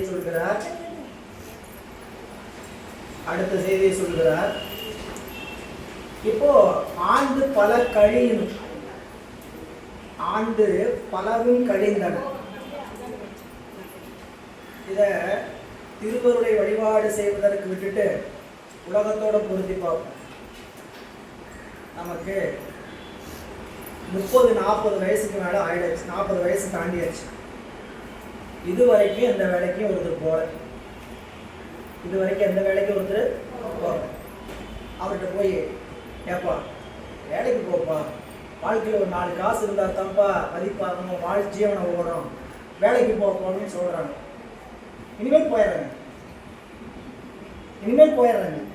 எப்போ போப்பா, இந்த வேலை தேடிக்கிட்டே இருக்கிறேன், 100 வருஷம் கழிச்சு பார்ப்போம், ஏப்பா வேலைக்கு போப்பா அப்படி வீட்டில் சொல்றாங்க. அப்பா சாப்பிட்டு அவர் சாப்பிட்டு இருக்கிறாரு, அப்பாவுடைய சம்பாதித்திலே சாப்பிட்டு இருக்கிறாரு. அப்பா சொல்றாரு, ஒவ்வொரு நாளும் சொல்லும்போது என்ன சொல்றாரு, போயிடுறேன்ப்பா வேலைக்கு போயிடுறேன். அப்போ ஒரு நாள் சொல்றாரு, ஏய் எப்படா நீ வேலைக்கு போவ, இப்படியே எத்தனை வருஷமா நீ சொல்லிட்டு இருக்கிற, வேலைக்கு போவேன். நம்மளோட கதை அதுதான். சிவ வழிபாட்டில் சரிங்களா, எங்கள் கோயிலுக்கு போகலாம், நாள்தோறும் போங்க, வாரம் ஒருக்கா போங்க, இறை வழிபாட்டில் இருங்க. இல்லைங்க, நிறைய கடமை இருக்கு, முடிச்சார். நிறைய கடமை இருக்கு, முடிச்சார். என்ன கடமை இருக்கு? குழந்தையை வளர்த்தணும். இப்போதான் குழந்தை பிறந்திருக்கு. இப்போ அவருக்கு ஒரு 30 வயது, மனைவிக்கு ஒரு 28 வயது, குழந்தை பிறந்திருக்கு. என்ன சொல்கிறாங்க, இந்த குழந்தை பிறந்திருக்கு, பார்த்துக்கணும். 1 வருஷம் கேப் முடிஞ்சு போச்சு. புரியுங்களா? 1 வருஷத்துக்கு மேலே தான் இன்னும் நல்லா பார்க்கணும். 1 வருஷம் வரைக்கும் கை கூட வச்சு பார்த்தது, 1 வருஷம் ஓடிடும் பார்த்துக்கணும். 3 வயசு ஆச்சு, பால்வாடியில் சேர்த்தணும், போய் கூட்டிகிட்டு வரணும், கூட்டிகிட்டு போகணும். குழந்தைக்கு பார்க்கறதுக்கு கோயிலுக்கு போக முடியாது, வேலைக்கு போக முடியாது வச்சுக்கோங்க. சரி, 5 வயது ஆச்சு, பள்ளிக்கூடம் அனுப்பாச்சு, பள்ளிக்கூடத்துலேருந்து பிக்கப் பண்ணணும், கூட்டிகிட்டு வரணும், அதுக்கு தேவையானதை கொடுக்கணும், படுக்க வைக்கணும், தூங்க வைக்கணும். சரி, வளர்ந்துச்சு, வயசுக்கு வந்துடுச்சு, கூட இருக்கணுங்க, போக முடியாது. சரிங்களா? அப்புறம் வளர்ந்துச்சு, கல்லூரிக்கு போயிட்டு இருக்கிறாங்க. கல்லூரிக்கு போயிட்டு இருக்கிறதுனால விடுதியிலே தங்கி படித்தாலும் சரிங்களா, பிள்ளையை புரிஞ்சு என்னால் இருக்க முடியும், வேற எதுலையும் மனசே போக மாட்டேங்குது. சொல்லுங்க அடுத்தது. சரி, அடுத்து திருமணம் பண்ணி கொடுத்தாச்சு. சரிங்களா? திருமணம் பண்ணி கொடுத்தோன்னே அப்போ நம்ம போய் வீட்டில் அவங்களுக்கு குழந்தை பிறக்க ஆரம்பிச்சு அவங்கள பார்க்க ஆரம்பிக்கணும், அந்த குழந்தை வளர்த்தணும், அந்த குழந்தைக்கு வேண்டியது செய்யணும். இப்படியே உன்னை காலத்தை என்ன பண்ணிட்டு இருப்போம், போஸ்ட் பண்ணிட்டே தான் இருப்பே தவிர கடமையை முடிச்சுக்கிட்டேன்னு எனக்காவது முற்றுப்புள்ளி வைக்கலான்னு கேட்டால் நாம் ஒருபோதும் முற்றுப்புள்ளி வைக்க மாட்டோம். யாருமே நம்ம என்ன பண்ணுவோம், கமாக்குறி போட்டு தான் பழக்கமே தவிர நமக்கு என்ன பழக்கம் இல்லை, முற்றுப்புள்ளி வைக்கிற பழக்கமே கிடையாது. இல்லை, போதும். சரிங்களா? புரிஞ்சுக்கிறதா சொல்றேன். சரிங்களா? ஐயா வந்து திருமணம் இருக்கு, நமச்சிவாயத்துக்கு கல்யாணம் பண்ணி வச்சாங்க. புரியுங்களா? பண்ணி வச்சதோட சரி. புரியுங்களா? நீ என்ன பண்ணுற, குழந்தை என்ன பண்ணுது, நல்லா இருக்குதா, எந்த வார்த்தையும் இதுவரையும் கேட்டது கிடையாது. யார்கிட்டையும் கேட்கறதில்ல, இது பண்ணுறதில்ல. இடையில ஒருத்தர் பேசும்போது சொல்கிறாரு, அதாவது நண்பர்கிட்ட பேசும்போது, ஏன் நமச்சிவாயம் எங்கே இருக்கிறாரு தெரியுங்க, என்னங்க ஐயா தெரியலைங்க, கல்யாணம் பண்ணி கொடுத்தாச்சு, அவங்க வேலை கொடுத்துட்டு அவங்க நான் என்ன ஆகிட்டேன், ஃபுல்லாக ஃப்ரீ ஆகிட்டேன், அவ்வளோதான், நான் ஃபுல்லாக ரிலீஸ் ஆகிட்டேன், எனக்கு அவனுக்கு என்ன செய்யணுமோ செஞ்சாச்சு, கடமை செஞ்சாச்சு. நான் இப்போ எப்படி இருக்கிறேன், யாரும் என்னை கேட்பார்ல, எங்கே வேணா போவேன், எங்கே வேணா வருவேன், எனக்கு யாரும் கிடையாது, ஒன்றும் கிடையாது, எனக்கு கேட்கறது கிடையாது. முற்றுப்புள்ளி. புரியல, நமக்கு என்ன இருக்குது, கமாக்குறி. புரியல, கமாக்குறி வச்சுட்டு அவங்கள்ட்ட போய் நோண்டுறது, நீ அதை பண்ணாத, இதை பண்ணாத, சரியா, நீ அப்படி இரு, இப்படி இரு, உன் பிள்ளைகிட்ட எப்படி இருக்காது அப்படிங்கிட்ட அவன் பிள்ளையை பார்த்ததுக்கு அப்புறம் அவங்கள்ட்ட போய் அட்வைஸ் பண்ணிட்டு இருக்க வேண்டி. நம்ம அறிவு பூரா இப்படித்தான் இருக்கு. முற்றுப்புள்ளி வைப்போமான்னு கேட்டால் ஒருபோதும் முற்றுப்புள்ளி வைக்கிற பழக்கம் நம்மகிட்ட இல்லை. ஏன், நம்மளோட கடமை முடிந்ததா, அவங்க வாழ்க்கை, அவங்க பகுதி, இந்த அறிவு வருவதற்கு தாங்க சிவ வழிபாடு. சிவ வழிபாடு நீங்க அப்படி சிவ வழிபாட்டுக்கு வந்து இந்த அறிவு வரலைன்னா இந்த வழிபாட்டுக்கு வந்து என்ன பிரயோஜனம், சரிங்களா? சிவனடியார்களும் இப்படித்தாங்க இருக்கிறாங்க. பார்க்குறவங்க என்ன சொல்லுவாங்க, சிவனடியார்களும் இப்படித்தாங்க இருக்கிறாங்க அப்படின்னு சொல்ற இடத்துல தான் நாம் இருக்கிறோம். ஆனால் இந்த காலம் சொல்ற ஆண்டு பலவும் கழிந்த பாட்டு ரொம்ப எளிமையான உரை, ஆனால் நுட்பமான செய்தி. சொல்ற மக்கள் பிறந்த பின் சில ஆண்டன்றி பல ஆண்டுகள் கழியினும் சிவபெருமானை அறிதலை கடனாக கொண்டு முயன்று அறிகின்ற யாவரும் இல்லை. பாட்டு வழியா, ஆண்டு பலவும் கழிந்தன அப்பனை பூண்டு கொண்டு ஆறும் புகுந்தறிவா இல்லை. சரிப்பா, நீ எப்படி இப்போ புரிஞ்சுக்கிறதுக்காக சொல்ல வச்சுங்க. என் மகன்கிட்ட வழிபாட்டில் பாப்பா, வழிபாட்டில் இருப்பா அப்படின்னு சொல்கிறேன். இல்லைப்பா, பள்ளிக்கூடத்துலாம் ஒரு மாதிரி பேசுவாங்க பசங்கள்லாம். சரிப்பா, பள்ளிக்கூடம் முடிஞ்சிருச்சு, கல்லூரிக்கு வந்தார். ஏப்பா இல்லைப்பா, கல்லூரிக்கு போன பசங்களும் ஒரு மாதிரி பேசுவோம். சரி, கல்லூரி முடிஞ்சு திருமணம் பண்ணி வைக்கிற காலத்தில் இப்பயாவது கோயிலுக்கு போய் வழிபாடு செய்ப்பா, பண்ணுப்பா அப்படின்னா வர்றவங்க அவன் ஒத்துக்க மாட்டாப்பா, எப்பா நீங்க இப்படியே கழிவார் தான் இருக்கிறாங்களே தவிர சிவபெருமானை அறிதலை கடனாக கொண்டு முயன்று அறிகின்றவர் யாரும் இல்லை. அப்பனை பூண்டு கொண்டு ஆறும் புகுந்தறிவார் இல்லை. சரி, உங்களுக்கு காலம் கொடுத்தாச்சு, நீண்டன காலங்கள், எவ்வளவு காலம் வேணும் எடுத்துக்கோ, என்னைக்கு வர அப்படின்னு சொன்னா அவங்க ஒரு 10 ஆண்டு கழிச்சு சொல்றாங்க வச்சுங்க, இப்போ வந்தாரன்ட்டு, அப்போ போய் நின்னாலும் நீண்டு கொடுக்கணும். நீண்டன காலங்கள் நீண்டு குடிக்கணும். உனக்கு எவ்வளவு காலம் வேணுமா, டேக் யுவர் ஓன் டைம், உனக்கு எவ்வளவு நேரம் காலம் வேணுமோ எடுத்துக்கோ அப்படின்னு கொடுத்தாரு. சாமி கொடுக்குற, நாம கொடுக்கல. அவர் என்ன பண்ணுவாரு, பார்க்கலாம்ப்பா, நீ எவ்வளவு காலம் எடுக்கிற எடுத்துக்க அப்படின்னு கயிறை தங்கையில வச்சிருந்த கயிறை என்ன பண்ணுவாரு, லூஸ் விடுவார். போயிடுச்சு, எவ்வளவு தூரம் சுற்றுவார், சுற்றிடுவார் அப்படின்பார். நானும் போறேன்னு அந்த கையில இழுத்துக்கிட்டே போவேன். இல்லை, இறைவன் பார்ப்பார் ஒரு நாள், இதெல்லாம் திரும்பி வர மாதிரி தெரியல, முடிக்கயிறு அப்படிம்பார். அப்படியே நிற்கும் வாழ்க்கை, இல்லைங்களா? அப்பயாவது திரும்பாம அந்த கயிறு போன வரைக்குமே சுற்றிக்கிட்டு இருந்தோம்னா இறைவன் ஒன்றுமே பண்ண மாட்டார், பிடிச்ச என்ன பண்ணுவார், ரிவர்ஸ் தான். நீ சொல்றதை கேட்கல தம்பி, அதனால என்ன பண்ண வா அப்படின்னு தனக்கு அதை இழுக்கும் போது கஷ்டம் எப்படி இருக்குன்னு உங்களுக்கு தெரியும். கழுத்தில் சுருக்க போட்டு இங்கே வான்னு திரும்ப இழுத்துக்கிட்டு இருப்பார். நீண்டு கொடுக்கினும் தூண்டு விளக்கின் சுடர் அறியார். தூண்டுகின்ற சுரக்கு விளராக இருக்கக்கூடிய இறைவனை அறிவார் இல்லை. அதனால உலகிறது அறியாமை கூறுதல் போல ஆண்டுதோறும் இளமை கழிந்து செல்லுதல் கூறப்பட்டது. பலரும் இந்த அறியாமையில தான் இருக்கிறாங்க. நம்மளையெல்லாம் நாம சொன்னோம்னா நம்மளையே அறியாமையில் இருக்கிறோம், பைத்தியக்காரன், அவ்வளோதான். இதை போய் சாதாரண ஒரு மனிதர்கிட்ட பேசி, புரியுங்களா, யாரையா நண்பர்கிட்டே பேசிக்கிட்டு இருக்கிறோம், அவங்ககிட்ட போய் ஏங்க என்னங்க எத்தனை காலத்துக்கு பணம் ஓட போகிறீங்க, சரிங்களா, வாங்க 4 விஷயத்த இறை வழிபாட்டில் கலந்துக்குங்க அப்படின்னு சொன்னோம்னா 10ல் 1 பேர் திரும்பி வந்து இந்த இடத்துல உங்களோட உட்காந்துருப்பாங்க. நீங்கள் சொல்லிட்டு தான் இருப்பீங்க, யார்கிட்டயோ ஒருத்தர் பேசும்போதே வாங்க குலதோஷத்துக்கு வாங்க, ஏதோ ஒன்று சொல்லுங்கள், யான் பெற்ற இன்பம் எதுக்கு பையான்னு யாருக்காவது சொல்லுவீங்க. சொல்கிறவங்க எல்லாமே கேட்டு வந்து உட்காந்துருவாங்களா?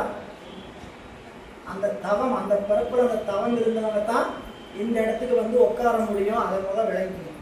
எனவே நீண்டன காலங்கள் நீண்டு கொடுக்கினும் தூண்டு விளக்கின் சுடர் அறியாரே. 129 தேய்ந்து அற்று ஒழிந்த இளமை கடைமுறை ஆய்ந்து அற்றகில்லை அரிய கருமங்கள் பாய்ந்து அற்றகங்கை படசரை நந்தியை ஓர்ந்து உற்று கொள்ளும் உயிர் உள்ள போதே. இந்த உடம்பு இந்த இளமை சிறிது சிறிதாய் தேய்ந்து கடைசியில் மிக நுணுகி முடிந்து விட்ட பின்பு நம்மளுடைய கருமங்கள் என்ன செயலாவையும் அடங்கிடும். வேலை சுறுசுறுப்பு. இப்ப நம்ம 30 வயதுல பார்த்த வேலை நீங்க பார்க்க முடியுமா? சொல்லுவோம். இன்னைக்கெல்லாம் எவ்வளவு நாளும் நான் ஓடிடுவேன், ஓடிந்துருவேன். உதாரணத்துக்கு சொல்லணும்னா இன்னைக்கு தல யாத்திரை பாத யாத்திரை வாங்க போலாம் கூப்பிட்டாங்கன்னா வந்துருவோமா? போவோமா? 1200 கிலோமீட்டர் பாத யாத்திரை போனவங்க இன்னைக்கு போலாம் கூப்பிட்டோம்னா போவோமா? 10 கிலோமீட்டர் நடக்கிறதுக்கே நல்லதே கிரீஸு.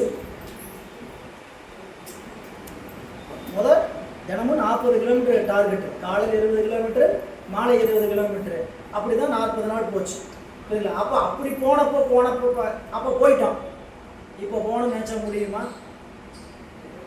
ஒரு 5 வருஷத்துக்கு முன்னாடி ஐயாட்ட கேட்குறோம், ஐயா பாத யாத்திரை போகிறதே விட்டுட்டேங்க ஐயா. கிட்டத்தட்ட ஒரு 5-6 பாத யாத்திரை போனோம். பஞ்சபோதத்தல பாத யாத்திரை, திருப்பெருந்துறை, அப்படி கொங்கு நாட்டு தலங்கள் முழுக்க 7 தலங்கள் அப்படின்லாம் ஒரு 6 தல யாத்திரை போகும். பாத யாத்திரை போச்சு.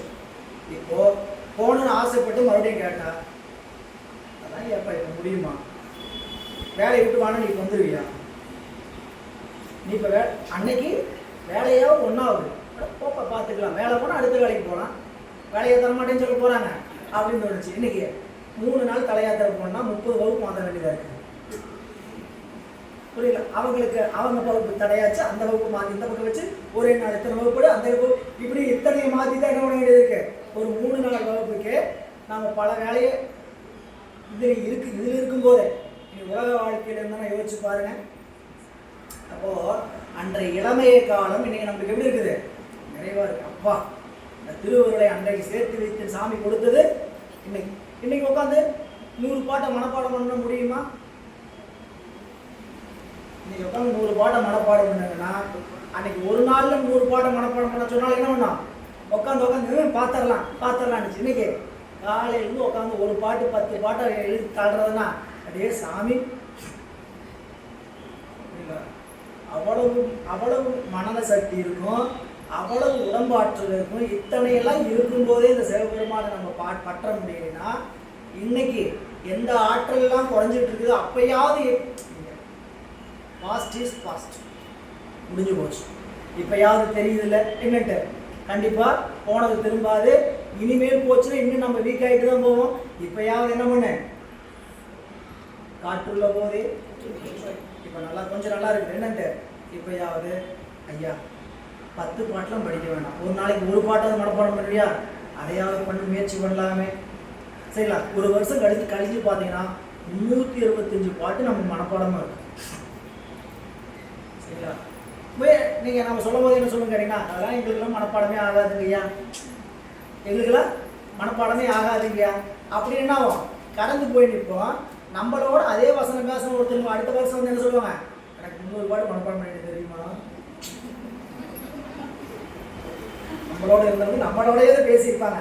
என்னாலையும் மனப்பாடம் பண்ண முடியாது பேசுறேங்க. என்ன ஆகிடும்னு கேட்டிங்கன்னா, அவங்களுக்கு மனப்பாடம் பண்ணுறதுக்காக சொல்ல வரல, இந்த திருமுறைகளையெல்லாம் படிப்பதற்கான கால நேரங்கள்லாம் இப்போ தான் கிடைச்சிருக்குது. நமக்கு இளமையில கிடைக்கல. சரிங்களா? இளமையில கிடைக்கல. இப்போ இருக்கிற இளமையாவது வேணும் அடிக்கூடாது. நாம் இப்போ எப்படிப்பட்ட இளமையாளர்கள்? 60 வயது இளமையாளர்கள். நாம் எப்படிப்பட்ட இளமையாளர்கள்? 60, 50 இப்படி தான் நினச்சிக்கணும். இப்போ நம்ம பெருமானுக்கு நாம் இப்போ இந்த வழிபாட்டில் நம்ம உறுதியாக இருக்கிறதுக்கு என்ன, படிக்கிறதுக்கு என்ன வாய்ப்பு, இப்படிலாம் படிக்கணும். சரிங்களா? தான் சொல்கிறேன் இல்லைங்களா? அந்த இளமை காலத்தில் அதை அனுபவிச்சிருந்தீங்கன்னா தான் ஆகா அன்னைக்கு வேற எந்த வேலைக்கும் போனோம், உலக வாழ்க்கையிலும் இருந்தோம். ஆனால் திருவருளை தவிர வேறு சிந்தனை கிடையாது. வேலைக்கு போயிட்டு வந்தால் ஐயாவுடைய அறை தான், வேற அவர் அறையில் இல்லையா நேரம் கோயில் இருப்பார். கோயிலுக்கு இப்படி தான் போனோம் உள்ள போனோம்னா கோயிலுக்குள்ளே இருந்து உலகநாயகத்தை கூட பேசிகிட்டு இருப்போம். ஆனால் கோயிலுக்குள்ளே இருக்கும். அதுதான் அந்த இளமை காலம். அந்த பாட்டு படித்தது நினைவு இருக்கிறது. அன்னைக்கு படித்து வச்ச பாட்டு தான் இன்னைக்கு வரைக்கும் புலப்போடுது. புரியல? இன்னைக்கு உட்காந்து படிச்சுட்டு மனப்பாடம் பண்ணிக்கலாம் இல்லை, நித்தியமாக பாராயணம் பண்ணிக்கிறோம், அது வேற. ஆனால் அந்த பாடல் அன்னைக்கு அறிவுக்குள்ள என்ன படித்து உள்ளுக்குள்ளே கேட்டு வச்சோமோ அது இன்னைக்கு என்ன ஆகுது, இறைவன் கொடுக்கிறார். எனவே இங்கே சொல்ற தேய்ந்து அற்று ஒளிந்த இளமை கடைமுறை, சிறிது சிறிதாக தேய்ந்து முடிகின்ற இளமை பருவம் கடைசியில் மிக முனைகி முடிந்துவிட்ட பின்பு ஆய்ந்து அற்ற பின்னை அரிய கருமங்கள் என்னாச்சு, நம்மளுடைய செயல்கள் எல்லாம் யாவும் செய்தற்கறிவினால் ஒழியும், யாதொன்றும் செய்ய இயலாது என்பதாம். ஆதலால் பாய்ந்தற்ற கங்கை படசடை நந்தியை ஓர் முற்று கொள்ளும் உயிர் உள்ள போதே, நன்கு இயங்கத்தக்க இளமை உள்ள போதே சிவபெருமானது பெருமையை ஆய்ந்துணர்ந்து உள்ளத்தில் கொள்ளுங்கள். அறிவுள்ள தங்க வச்சுங்க. இப்போ இருக்கிற காலத்தில் இதுக்கு மேலே நம்மளுக்கு பெரியவங்க அறிவுரை சொல்ல முடியாது. இப்போ நல்லா இருக்கிற உடம்பு என்ன பண்ணிடுங்க, கொஞ்சம் அதில் சேர்த்து வச்சுக்கணும். உங்களுக்கு என்ன சேர்த்து வைக்க முடியுமோ சேர்த்து வச்சுக்கணும். இன்னைக்கு போனோமா, இன்னைக்கு நேரம் கிடைச்ச நேரத்தில் என்ன பண்ணிடுங்க, ஒரு 10 பாடம் படித்து வச்சேன், 4 பாட்டுக்கு உரை பார்த்து வச்சேன், 4 வகுப்பு கேட்டேன், 4 சிந்தனை தெரிஞ்சுக்கிட்டேன் அப்படின்னு இதெல்லாம் பதிவு வேற ஆகுது. விளம்பரத்துக்காக சொல்லலை. ஒரு நாள் இந்த பதிவுகளை படிக்காமல் படித்தோம்னா அன்னைக்கு இருக்கிற மனதுக்கும் அவ்வளோ துக்கமாக இருக்கும். ஒரு நாளைக்கு ஒரு இத்தனை பாட்டை படிக்கணும்னு ஒரு குறிக்கோளோடு நம்ம இருக்குதுன்னு வச்சுங்க. இன்னைக்கு திங்கக்கிழமை உதாரணத்துக்கு சொல்லணும்னா, நான் இப்போ வாரம் முழுக்க என்ன பண்ணுறோம், 7 நாளைக்கு திருக்குறள் முற்றோல் பண்ணுறோம், திருமுறை படிக்கிற முற்றோல் பண்ணிகிட்டு இருக்கிறோம்.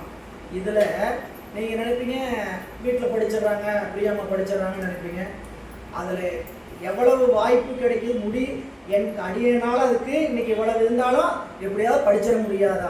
இந்த 50 பாட்டு இன்றைக்கி விட்டோம்னா படிப்போமான்னு என்ன, நாளைக்கு உறுதி இல்லையே, அடுத்த வருஷம் உறுதி இல்லையே. இந்த 12 திருமுறை முற்றோதல் ஓடுறது அடுத்தாண்டு இருப்புனா திருப்பது தெரியாது. இருக்கும்போது விட்டுறக்கூடாதே அப்படிங்கிற நினைப்பு. அதனால தான் இங்கே எனக்கு யாராவது படிக்கலாம், நாமளே படிக்கிறது. இதை உங்கள் மேலே கோவப்பட்டோ சரிங்களா, யாருமே படிக்க மாட்டேங்கிறாங்களுக்கும் நானே தொடர்ச்சியாக படிக்கிற காரணம் இல்லை. வாய்ப்பு இன்னைக்கு என்ன கிடைச்சிருச்சு, 10 பாட்டையும் சாமி நமக்கே படிக்கிற வாய்ப்பு கொடுத்தார். படி, அப்படி தான் அறிவு ஓடணுமே தவிர நாளைக்கு படிச்சுக்கலாம் அப்படிங்கிறது ஏற்புடையதல்ல. அதனால சொல்றார், இதனால் முதுமை காலம் யாரொரு பயனையும் தாராததாகளின் இளமை நிலையாமை மறக்கலாகாமை கூறப்பட்டது என்பது. இப்போ எல்லாம் சில பேருக்கு முதுமை போயிட்டு இருக்கிறோம், சில பேர் முதுமையில் இருக்கிறோம்.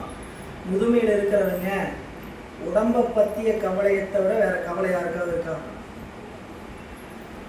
முதுமையில் இருக்கிறவங்க சொல்லுங்க, எனக்கு உடம்பு மேலே இருக்கிற கவலை தான் ரொம்ப அதிகமாக இருக்குது, உடம்பு படுத்துது, அதுதான் எப்போ பார்த்தாலும் மனசு கவலையாக இருக்குது அப்படிங்கிறத தவிர்த்து அதை தாண்டி வீட்டை பற்றியோ சாமியை பற்றியோ கவலையெல்லாம் வருமானு கேட்டால் 95% வராது. என் உடம்பு முதல் நல்லா இருந்தால் தானே நான் அடுத்தவங்களை பார்ப்பேன். என் உடம்பே நல்லா இருந்தப்போ நம்ம அடுத்தவங்களை பற்றி நினைக்கிறதுக்கு எங்கே போகும்?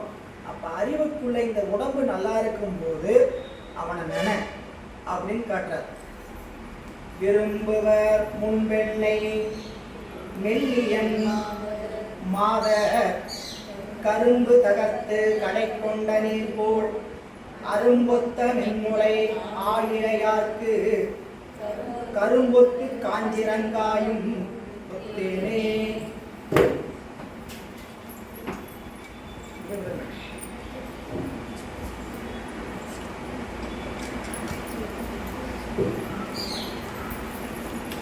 அடுத்து இந்த ஒரு பாட்டு இன்னொரு வகையில் சொல்கிறார். என்னன்னு கேட்டிங்கன்னா, என்னைய இளமையாக இருக்கும்போது எல்லாம் நல்லா கரும்புச்சாறு போல விரும்பினாங்க. இளமையாக இருக்கும்போது கரும்புச்சாறு போல விரும்பினாங்க. இப்போ என்னைய காஞ்சிரங்காயாக பார்க்குறாங்க. இது பட்டினத்தார் பாட்டில் வைக்கிறார். பட்டினத்தார் பாடல் இல்லாமல் வேற ஒரு பாட்டிலே உண்டு சரிங்களா. இளமை இருக்கும்போது மானே தேனே பொன்மானே அப்படின்ட்டு இந்த பட்டினத்தார் படம் பார்த்தீங்கன்னா தெரியும், உங்களுக்கு பார்த்துருப்பீங்க சில பேர். அங்கே போய் எம்ஆர் ராதாவோட வீட்டில் பிச்சை எடுக்க போவார், யாசம் கேட்க போவார் பட்டினத்தார். எம்ஆர் ராதா அப்போது ஒரு தேசியோடு இருப்பார். அப்போ திருச்சிற்றம்பலம் அப்படின்னு வாசல் சொல்லுவார். எவன்டா அவன் திருச்சிற்றம்பலம் நம்பலன் வாழ்க்கையை வாழ தெரியாம அப்படின்னு உள்ள இருந்து ஒரு மாதிரி ஏளனமாக பேசி வெளியே வருவார். அந்த பெண்ணு வெளியே வந்து வாசல் நிற்கும். ஓ, ஊரிலே உயர்ந்து வாழ்ந்த பட்டினத்தடிகளோ, அவருக்கு அந்த ஊர்ல செட்டியார் பேர், நல்லா பெருசா வாழ்ந்தவர். பார்த்தையா, வாழ்க்கைய வாழ தெரியாம சிவன் அது எதுட்டு பிச்சை எடுத்துக்கிட்டு திரிகிறார். அப்படி இதனால உனக்கு என்னப்பா கிடைச்சது அப்படின்னு கேட்டுட்டு எம்ஆர் ராதா கேட்பார். சிவானந்தத்தினுடைய எல்லையில் இருக்கிறேன், உலகினுடைய நிலையாமை தெரியாமல் நீ பேசுகிறார், சரிங்களா? இங்கே பார், அழகொழுகும் கண்கள், எப்படி சொல்வாரு? அழகொழுகும் கண்கள், இந்த வெளியை பார் அப்படின்பார். காலையில் எழுந்ததும் வேலை வருகின்ற கண்கள், அழகு ஒழுகும் கண்கள் அப்படின்பார். கிளி போல மூக்கும்பார். அதுக்கு என்ன சொல்லியிருப்பாருன்னு உங்களுக்கு தெரியும், சரிங்களா? அங்க பார், தேன் சொட்டும் இதழ்கள், எச்சில் நாற்றம் அடிக்கின்ற வாய், தேநீர் சொட்டும் இதழ்களாம் உனக்கு அப்படின்னு ஒவ்வொரு அங்கமா சொல்லிட்டு வருவார். கோவப்பட்டு என்ன ஒண்ணான்னு கேட்டீங்கன்னா எம்ஆர் கோவம் வந்துடும். சரியா? நான் என்னுடைய அழகுக்குரிய விட இப்படிலாம் பேசுறியா அப்படின்னு கையை ஓங்கி அடிக்க வருவார். கை வராம அவருக்கு நோய் வந்துடும். இது வரலாற்றில் நடந்த நிகழ்வு. எனவே இந்த உடம்புக்குள்ள ஒவ்வொரு பகுதியும் அனுபவிக்கிற காலத்தில் அனுபவத்துக்குரியதுதான், அதுல எந்த மாற்றமும் கிடையாது. அதுக்காக பார்க்கும்போது இப்படிலாம் பார்க்கணுமா இளமை காலத்துல அப்படின்னு கிடையாது. இந்த இளமையை அனுபவிக்கிற காலத்துல தான் சிவத்தையும் அனுபவிக்க முடியும் அப்படிங்கிறத இன்னொரு வகையில சொல்றாரு. பாருங்க, இங்க விரும்புவர் முன்னெண்ணை மெல்லியல் மாதர், முன்னெல்லாம் என்னை இளமங்கையர் கரும்பை பிழிந்து பயனாக கொண்ட அதன் சாறு போல என்ன பண்ணுவாங்க, பெரிதும் விரும்புவர். அதுதான் இது பட்டினத்தடிகளுடைய பாட்டு. இந்த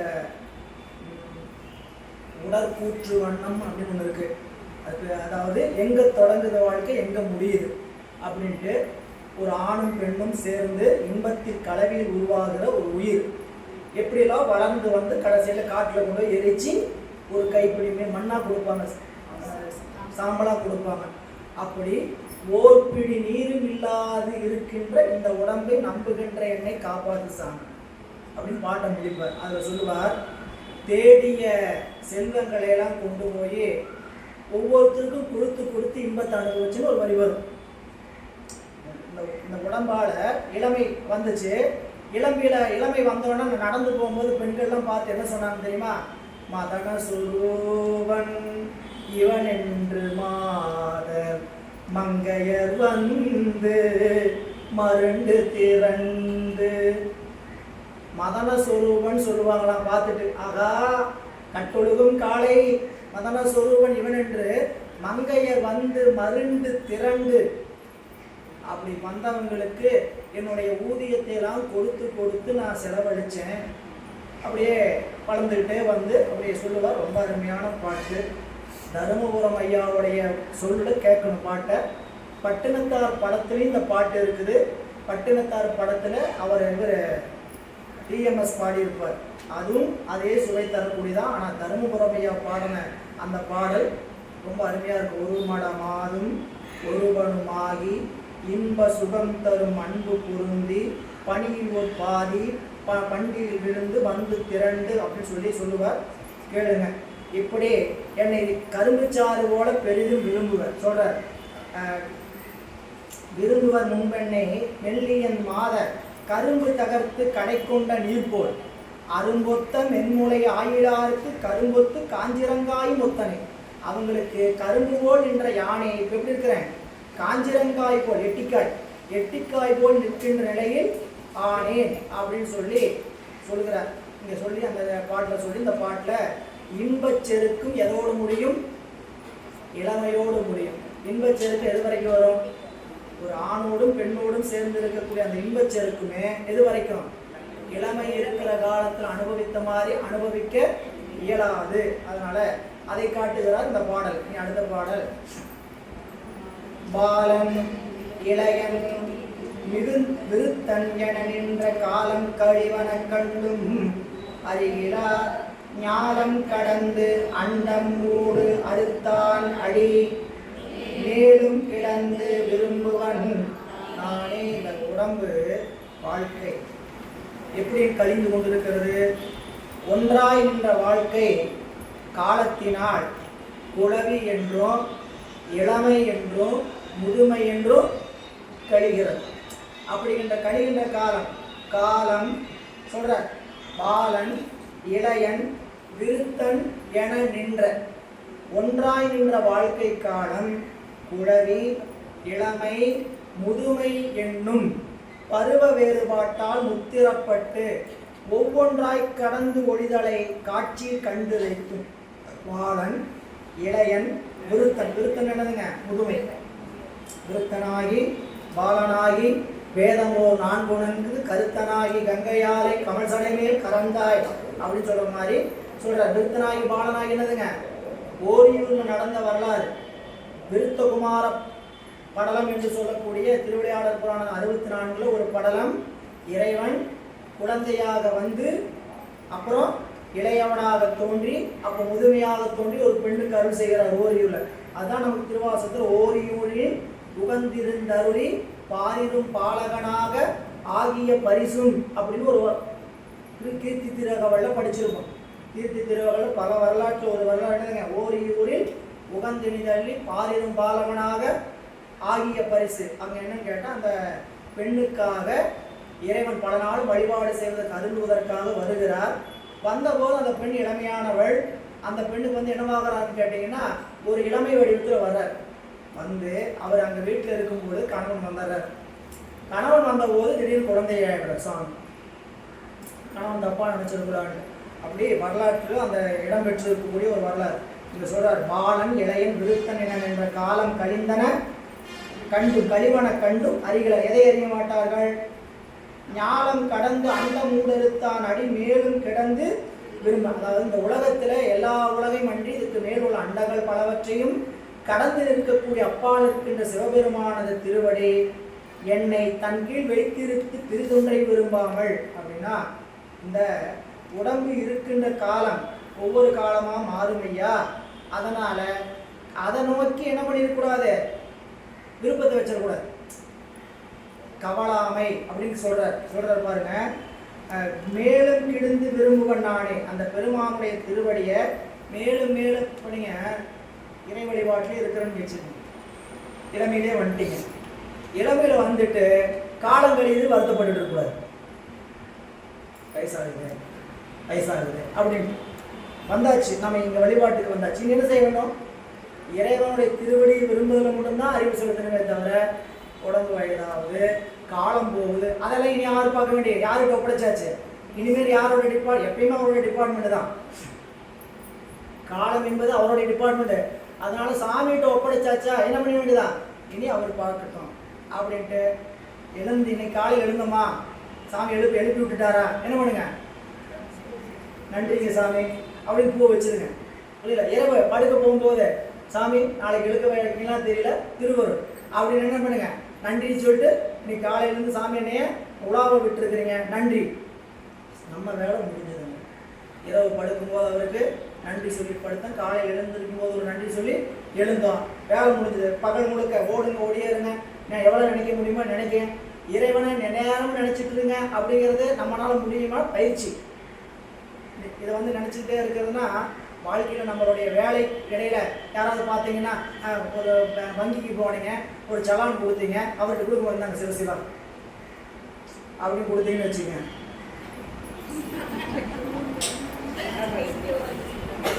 இல்லைங்களா? போய் கடையில் ஒரு ஜூஸ் கேட்குறீங்க, ஒரு ஆப்பிள் ஜூஸ் கொடுங்க சிவசிவா அப்படிங்க போச்சனா. அப்படியே நம்ம அறிவு இல்லை. நம்ம அந்த சிவசிவன் சொல்லிட்டு வச்சுக்கிட்டு இருந்தீங்கன்னா அவங்களுக்கு சொல்றீங்களோ இல்லையோ நம்ம அறிவுக்குள்ள அந்த தன்மை நிலைத்து நிற்க தொடங்கி. அதுக்கு தான் நம்ம அவங்களுக்காக அவங்கள ட்ரெயின் அப் பண்ணுறக்கோ இல்லை நான் சிவபக்தர்னு அவங்களுக்கு காமிச்சதுக்காகவோ நம்ம சொல்லலை. அந்த வேலை நம்மளோட வேலை இல்லை. நம்ம அறிவு சிவத்தன்மை பட்டு நிற்கணும். அதுக்கு நாம் என்ன பண்ணணும், சொல்லி பயின்று கொள்ளணும். நீங்கள் அதனால தான் சொன்ன நம்மளுடைய திருநாவுக்கரசு பெருமான் சொல்லும் பொழுது, பாலனாய் கழிந்த நாளும் பனிமலர் போதைமார் மேலனாய் கழிந்த நாளும் மெலிவோடு மூப்பு வந்து கோலனாய் கழிந்த நாளும் குறிக்கோள் இல்லாதே கெட்டேன். அவருக்கு தாங்க உண்மையாக வருத்தம் தெரிஞ்சிச்சு. அதனால பாட்டில் வருந்தனர்.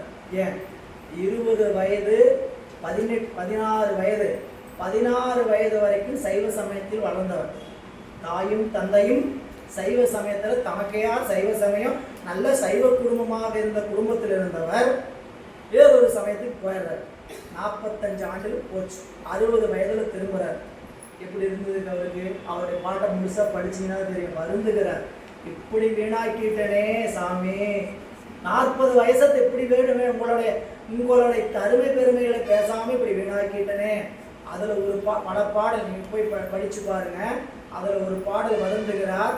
பாலனாய் கழிந்த நாளும் பனிமலர் கோதைமார் மேலனாய் கழிந்த நாளும் மெலிகொடு மூப்பு வந்து கோலனாய் கழிந்த நாளும் குறிக்கோள் இல்லாதே கெட்டேன் சேலுலாம் களனி அப்படின்னு சொல்லி திருப்பதி இதுல பாடுறார். எனவே பாலனாய் இருந்தவங்க பாலனாய் போச்சே காலன்னு அதுக்கு மேல இளமையிலேயாவது என்ன பண்ணணும்? சிவபெருமானுடைய திருவடியை மறவாது இருக்கிறதுக்கு பார்க்கணும்.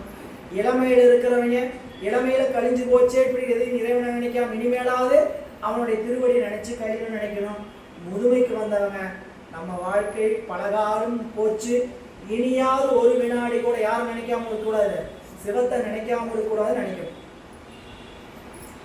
நம்மளுக்கு பல பேர் கடமை முடிச்சவங்க இருப்பீங்க. இனிமேல் என்னங்க கடமை செய்ய வேண்டியிருக்கு? பிள்ளைக்கு வேண்டியது செஞ்சாச்சு, பையனுக்கு வேண்டியது செஞ்சாச்சா, இனி என்ன பண்ணணும்? வாழ்க்கைய அரகரா சிவசிவா அரகரா சிவசிவா. எந்த திருத்தலத்துக்கு போக முடியும்? எங்க திருக்கோயில பணி செய்ய முடியும்? அடியார்களுக்கு கூட எப்படி இருக்க முடியும்? அதுதாங்க வாழ்க்கை. அப்படிப்பட்ட ஒரு வாழ்க்கை அமையும்னா கிஃப்ட், அது பெரிய கொடை இல்லை. அது நாம முயற்சி பண்ணலாம், இறைவன் கொடுக்கணும்னு நினைக்கணும். பாருங்க, காலை எழுந்தவர் நித்தலும் நித்தலும் மாலைப்படுவதும் வாழ்நாள் கழிவதும் சாலும் அவ்வீசன் சலவியன் ஆகிலும் ஏழ நினைப்பவர்க்கு இன்பம் செய்தானே. இந்த பாட்டுல ஏற்கனவே சொன்ன பாட்டோட தொடர்பு இருக்கிற மாதிரி இருந்தாலும் வேற ஒரு செய்தி சொல்றார். காலை எழுந்தவர் நித்தலும் நித்தலும் மாலைப்படுவதும் வாழ்நாள் கழிவதும். அதாவது நாள்தோறும் காலையில் துயில்விட்டு எழுந்த மக்கள் மீண்டும் நாள்தோறும் மாலையில் துயிலுதலும் இவ்வாறே அவர் தம் வாழ்நாள் ஒவ்வொன்றாக கழிந்து முடிந்ததும் போதும். இனியும் இவளை நிகழ வேண்டியது என்னோ, இனிமேல் நடக்க வேண்டியது என்ன? சாலும் அவ்வீசன் சலவியன் ஆகிலும் சொல்றார். சிவபெருமான் இவ்வாறு அவர்களை விரண்டினுட்படுத்தி துன்புறுத்துகின்ற முனிவனாயின் இறைவன் தான் அவனை நினைக்காத மாதிரி செஞ்சு உலக துன்பத்தை கொடுத்திருக்கிறார். அப்படி அவன் கொடுக்கிறவனாக இருந்தாலும் அவனை நினைப்பவர்களுக்கு இன்பத்தை செய்வான். அதான் செய்தி. சலவியனாகிலும், சலவியன் என்று சொல்லக்கூடிய நிலையில இறைவன் சினமுடையவனாக இருந்தாலும் தன்னை ஏழ நினைப்பவருக்கு இன்பம் செய்தானே. அது நம்மை உலக போகத்தில் செலுத்துறோம்னு அவன் தான். உலக போகத்தில் செலுத்தினவனே தான் நம்மளை என்ன எதிர் கூப்பிடுறான்? திருவருளுக்கும் செலுத்துவனே அவனே தான். ஏன் நீங்கள் நம்மளே ஒரு கேள்வி கேட்டுக்கலாம் சிவபெருமான்ட்ட. ஏங்க சாமி, உங்களுடைய குறிக்கோள் உங்களை உணர வச்சு திருவடி அடைய வைக்கிறதாகத்தான் இருந்ததுன்னா எங்களுக்கு எதுக்கு இத்தனை பிறப்பு கொடுக்குறீங்க? நீங்கள் என்ன பண்ணுங்க, ஒரே ஒரு பிறப்பு கொடுங்க. அந்த பிறப்புலேயே சிறிய வயதுலேருந்தே உங்களை உணர்வு ஞானத்தை கொடுங்க. கொடுத்துட்டு என்ன பண்ணுங்க, அந்த பிறப்புலேயே திருவடி இன்பத்தை கொடுத்துட வேண்டியதானே. உங்களோட குறிக்கோள் அதுதானே, நீங்கள் குறிக்கோள் அதுதானே. அப்படின்னு நினச்சிங்கன்னா அவருக்கெல்லாம் செய்ய முடியும். நம்ம செய்யறதுக்கான வாங்கிக்கிறதுக்கான பாத்திரம் நம்ம இடத்துல இல்லை. நம்ம அறிவு எப்படிப்பட்ட அறிவுன்னு உங்களுக்கு தெரியும். ஏற்கனவே பல முறை படிச்சிருக்கணும். பிறர் அறிவிக்கவே அறியும். சார்ந்ததன் வண்ணமாக, எந்த பொருளை சார்ந்திருக்கிறதோ சார்ந்ததின் வண்ணமாகத்தான் அறியும். அறியும் போது ஒன்றொன்றாய்த்தான் அறியும். ஒன்றொன்றாய் அறிகின்ற போதும் ஏற்கனவே அறிந்தவற்றை மறந்துதான் அறியும். இவ்வளவு லட்சணம் இருக்குது நம்மளுக்கு, இல்லைங்களா? சின்ன வயசுலேயே வந்தவனு சொல்லிடுறாரு, பிறந்தவனே சொல்கிறாரு. அறிவு தலைப்பட்ட காலம். அம்மா பால் கொடுத்துட்டு இருக்கிறாங்க. பால் கொடுத்து வளர்த்தும் போதே அம்மா சொல்கிறது புரிய ஆரம்பிச்சிருச்சு. அப்பயே சாமி அம்மாவுடைய அறிவு நீங்கள் எல்லாருக்குன்னு.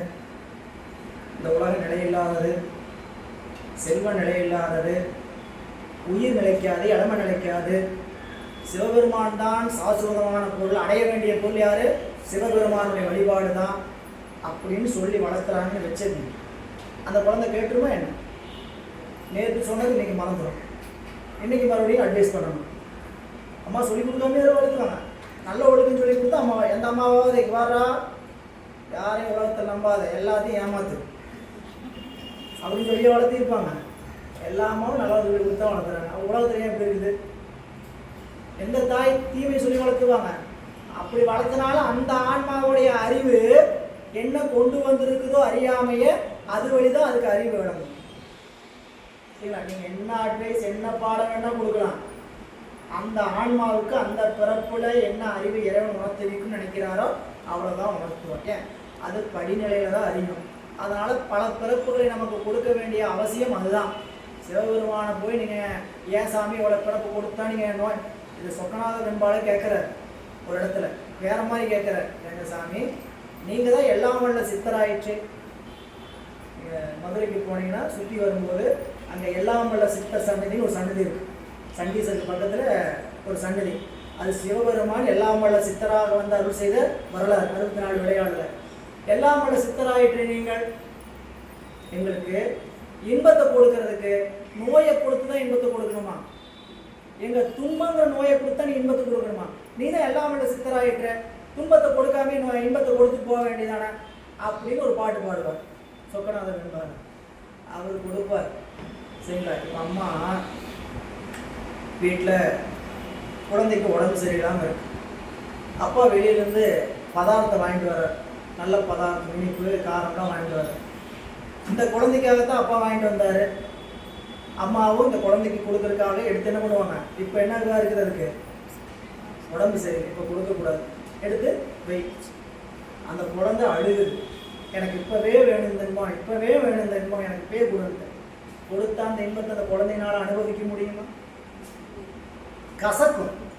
கொடுத்தா கசக்கும். அப்போ தாய்க்கு தெரியுது எப்போ கொடுக்கணும்ட்டு. ரொம்ப அடம்பிடிச்சா பேசாமல் இருக்க மாட்டியா அப்படின்னு 2 அடி சாத்தி இப்போ எல்லாம் உனக்கு கிடையாது. அந்த வேலையை தான் இறைவன் நம்மளுடைய சக்தியாகிய திரோதான சக்தி வழியாக இறைவன் பண்ணிட்டு இருக்கிறார். என்ன பண்றார்? இப்போ உனக்கு அனுபவிக்க வேண்டியது என்னது? உலக இன்பம். உலக இன்பத்தை கொடுத்துக்கிட்டே அங்கங்க அடி போட்டு என்ன பண்ணுவாரு? இந்த உலக இன்பம் இப்படிப்பட்டது, இந்த உலக இன்பம் இப்படிப்பட்டது அப்படி சொல்லிட்டே வருவார். ஒரு காலத்துல இந்த இன்பத்தோட உனக்கு ஒரு இன்பத்தை நான் கொடுக்கறதுக்காகத்தான் இந்த இன்பத்தை கொடுத்துருக்கிறேன் அப்படின்னு நமக்கு எடுத்து சொல்லுவார். அன்றைக்கு சாமி சொல்ற அந்த வார்த்தை என்னவா இருக்கும்? தித்திக்கும் பால் தித்திக்கும்.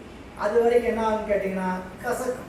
தித்திக்கும் பால் தானும் கசக்கும். நான் பித்தத்தில் இருக்கிற வரைக்கும் தித்திக்கும் பால்வோட கசக்கும். சிவ உபதேசம் எப்ப இனிக்கும் கேட்டீங்கன்னா, நான் உங்களுக்கு புரிஞ்சுக்கிறதுக்காக சொல்றேன், உண்மையா செய்ய மாட்டேன். இன்னைக்கு சாயங்காலம் வரைக்கும் உட்காந்து பாடம் கேட்டாலும் உட்காந்து கேட்பீங்க. பேசாம உட்காந்து சாப்பாடு போட்டாலும் சரி போடாட்டியும் சரி என்ன பண்ணுவீங்க? கேட்டுட்டு. எப்போ இந்த அறிவு அந்த இன்பத்தை அனுபவிக்கணும்ட்டு உலக இன்பத்தை நாட்டம் இல்லாமல் இருக்கிற அறிவுக்கு என்ன ஒண்ணு கேட்டீங்கன்னா அதையெல்லாம் தோணவே தோணாது. அது உபதேசமாக இருந்தாலும் எவ்வளவு நேரம் உபதேசம் பிடிக்கும் உங்களுக்கு? இந்த சிவ உபதேசமாக இருந்தாலும் எவ்வளவு நேரம் பிடிக்கணும்? அவ்வளவுதான். அறிவுக்கு கொஞ்ச நேரம் தான் டோசேஜ். சரிங்களா? சில பேர் அன்பர்கள் 3 மணி நேரம் எழுதியா பாடம் அப்படிம்பாங்க. திருவள்ளுவர் எடுத்து சொல்லிச்சுன்னா எடுத்துடலாம். ஆனால் 3 மணி நேரம் எடுத்தா கேட்குறவங்க வரும்போதே முடிவு பண்ணிட்டு தான் வருவாங்க. போனால் 3 மணி நேரம் உட்கார வச்சுருப்பாங்க. அதனால் நம்ம எத்தனை மணி நேரம் கழிச்சு போகலாம்? 1 மணி நேரம் கழிச்சு 2 மணி நேரத்துக்கு கேட்குற மாதிரி போவோம் அப்படின்னு தான் இங்கே கிளம்பி வரும்போதே வருவாங்க. இல்லைங்களா? அதனால் இந்த உடம்பு எவ்வளவு வாங்கும், அறிவு எவ்வளோ வாங்குன்னு தான் நமக்கு அந்த அந்த ஒரு வரைமுறை வச்சுருக்கிறாங்க. அதில் இடையில ஒரு டீ எல்லாம் கொடுத்தாமல் என்ன பண்ண வேண்டியது இருக்குது? பூஸ்டப் பண்ண வேண்டியது இருக்குது. சோர்ந்து போகாமல் இருக்கிறதுக்கு எத்தனையோ வேலையெல்லாம் பண்ண வேண்டியது. இடையில ஆசிரியர் படப்பாடெல்லாம் பாடி பட நகைச்சுவையெல்லாம் சொல்லலைன்னா ஒரே போங்கா இருக்குது அந்த வகுப்பு. என்ன நேரம் பார்த்தாலும் அப்படியே சொல்லிட்டு இடையில எதையாவது சொன்னாதான் நம்மளை தான் சொல்கிறாங்க அப்படின்னா பூஸ்டப் இல்லைன்னா அப்படின்னா நம்ம பெரிய ஆசிரியர் பெருமக்கள் பெரியவங்கெல்லாம் அப்படிலாம் பாடம் சொல்லவே கூடாதுன்னு சொல்லியிருக்கிறாங்க. புரியலா? சப்ஜெக்ட் விட்டு வேற எதையுமே உதாரணம் சொல்ல மாட்டாங்க. அப்படி பாடம் நாங்கள் கேட்டுருக்கோம். அப்படி பாடம் சொல்ல சொன்னாலும் சொல்லலாம். சரிங்களா? ஆனால் கேட்குறவங்க யாரு? கேட்குறவங்க வேணும் இல்லை. வெறுங்கடையில் உட்காந்து டீயா தீட்டு முடியுமா? ஆளே இல்லாத கையில் உட்காந்து டீ ஆற்ற முடியுமா? அப்போ பாடத்தை கேட்கறதுக்கு தகுந்த மாதிரி சில விஷயங்களை சொல்ல வேண்டியதாக இருக்கு. எனவே இந்த பாட்டில் ஆசிரியர் பிறந்ததை சொல்றார். பாட்டு வழியா பாருங்க. காலை எழுந்தவர் நித்தலும் நித்தலும் மாலை படுவதும் வாழ்நாள் கழிவதும் தெரிந்தும் சாலும் அவீசன் இறைவன் நமக்கு துன்பத்தை உலக வாழ்க்கையில் கொடுக்கிறவனா இருந்தாலும் அவன் என்ன பண்ணுவான்? தன்னை நினைப்பவருக்கு ஏழை நினைப்பவருக்கு இன்பம் செய்தானே. அடுத்த பாடம் 183 பாருங்க. பருவூசி ஐந்தும் ஓர் பையனில் வாழும் பருவூசி ஐந்தும் பறக்கும் மிருகம் பருவூசி ஐந்தும் பனித்தலை பட்டால் பருவூசி பையும் பறக்கின்றவாறே. இதுதான் நம்மளுடைய திருமூலருடைய பாணி. ஒரே சொல்லு அப்படியே வரிசையா வச்சிருவார். ஒவ்வொரு இடத்துலையும் ஒவ்வொரு வகையான செய்தியை நம்மளுக்கு கொண்டு வந்து சேர்த்து விடுவார். பருவூசி ஐந்தும் ஓர் பையினில் வாழும். நூலால் தேய்க்கும் நுண்ணூசி போல் அல்லாது. நம்ம உடம்பு எப்படி தேய்க்கப்பட்டிருக்குன்னு கேட்டீங்கன்னா 5 ஊசிகளால் ஒரு பை தேய்க்கப்பட்டிருக்கிறது. நம்ம உடம்பு செவி, தோல், கண், நாக்கு, மூக்குன்னு சொல்லக்கூடிய 5 ஊசி வச்சு தைச்சிருக்கிறார் ஒரு பையன். சரிங்களா? கண்ணுன்னு ஒரு ஊசி வச்சு தைச்சு முடிச்சிட்டாரு. காதல் இப்படி 5 வகையான பொருட்களை கொண்ட உடம்ப சணற்பையை தேய்த்திருக்கிறார். பருவூசி ஐந்தும் ஓர் பையினில் வாழும். பருவூசி ஐந்தும் பறக்கும் மிருகம். பறக்கும் மிருகம், மிருகம்ங்கிறது அங்கே என்ன இருக்குதுங்க? மிருகம். பல் விருகமாகி சிவபுராணத்தில் படிக்கிறது. பல் மிருகம். பல் மிருகம்னா பல் மிருகமா நான் பிறந்தேன். சிவபுராணத்தில் படிக்கும் போதே பல் என்பதை பலதோடு கூட்டணும். அங்கே என்னென்னலாம் சொல்லியிருந்ததோ எல்லாத்துக்கு முன்னாடி என்ன கூட்டணும்? என்ன படிக்கிறோம்? புல்லாகி, பல் புல்லாகி, பல் கூடாகி, பல் விருகமாகி, பல் பறவையாய், பல் பாம்பாய், பல் மனிதராய், பல் கணங்களாய், பல் அசுரராகி, பல் முனிவராய், பல் தேவராய், அப்படி படிக்கணும். ஏன் நாம் ஒரு தாவரமாக பிறந்து முடிக்கல, நாம் 14 லட்சம் தாவரமாக பிறந்திருக்கிறோம். நாம் ஒரு மிருகமாக பிறக்கல, 10 லட்சம் மிருகமாக பிறந்திருக்கிறோம். அப்படி பறவைகள் 10, ஊர்வன 10, இப்படி நமக்கு என்ன பண்ணியிருக்கிறாரு? 84 லட்சம் யோனி வேதத்தை மாற்றி மாற்றி இறைவன் கொடுத்திருக்கிறார். அப்படி இருக்கக்கூடிய உடம்பு பருவூசி ஐந்தும் என்ன பண்ணுங்க? பறக்கும் மிருகம். அதாவது அந்த பருவூசியா இருந்தாலும் பறக்கும் தன்மை வாய்ந்த யானைகளாம். இதெல்லாம் எப்படிப்பட்ட யானை? பறக்கிற யானை. நிற்கிற யானையாது இங்கிருந்து எங்கெங்கெல்லாம் காதை வச்சுக்கிட்டே இருக்குது. சரிங்களா? பக்கத்துல உட்காந்து பேசிட்டு இருப்பாங்க, நம்ம பக்கத்துக்கு பின்னாடி உட்காந்து பேசிட்டு இருப்பாங்க. அப்படியே காது மட்டும் அங்கே கொடுத்துருக்கோம், உடம்பு இங்கே இருக்கும். என்ன பேசிக்கிறாங்க, அங்கே என்ன பேசிக்கிறாங்க கேட்கறதா இருக்கிற ஈகர் நம்மளுக்கு ரொம்ப ரொம்ப ஜாஸ்தி. அடுத்தவங்க செய்தி நமக்கு எதுக்குன்னு போவோமான்னு கேட்டால் அதில் ஒரு கியூரியாசிட்டி, பேசிக்கிறாங்க சரிங்களா அப்படின்ட்டு. காது மட்டுமா? எல்லாமே அப்படிப்பட்டதான், பறக்கும். புரியுங்களா? அப்படி அதனால தான் பறக்கும் எம் பிள்ளைகால் பாடும் எம் பூவைகால் அப்படின்னு திருவாரூர் பதிகம். நம்ம அறிவு பறக்கிறது தான் அங்கே சொல்கிறார். கண் வழியாக பறக்குது, காது வழியாக பறக்குது. இப்படி இந்த 5ம் பறக்கும் மிருகமாகிய யானை போல. பருவூசி 5ம் பறக்கும் மிருகம். பருவூசி 5ம் பனித்தலைப்பட்டால், பனித்தலைப்பட்டான்னா அது மெலிஞ்சுதுன்னா சரிங்களா? இப்போ பறக்கிற மாதிரி வயசான பறக்குமா? சரிங்களா?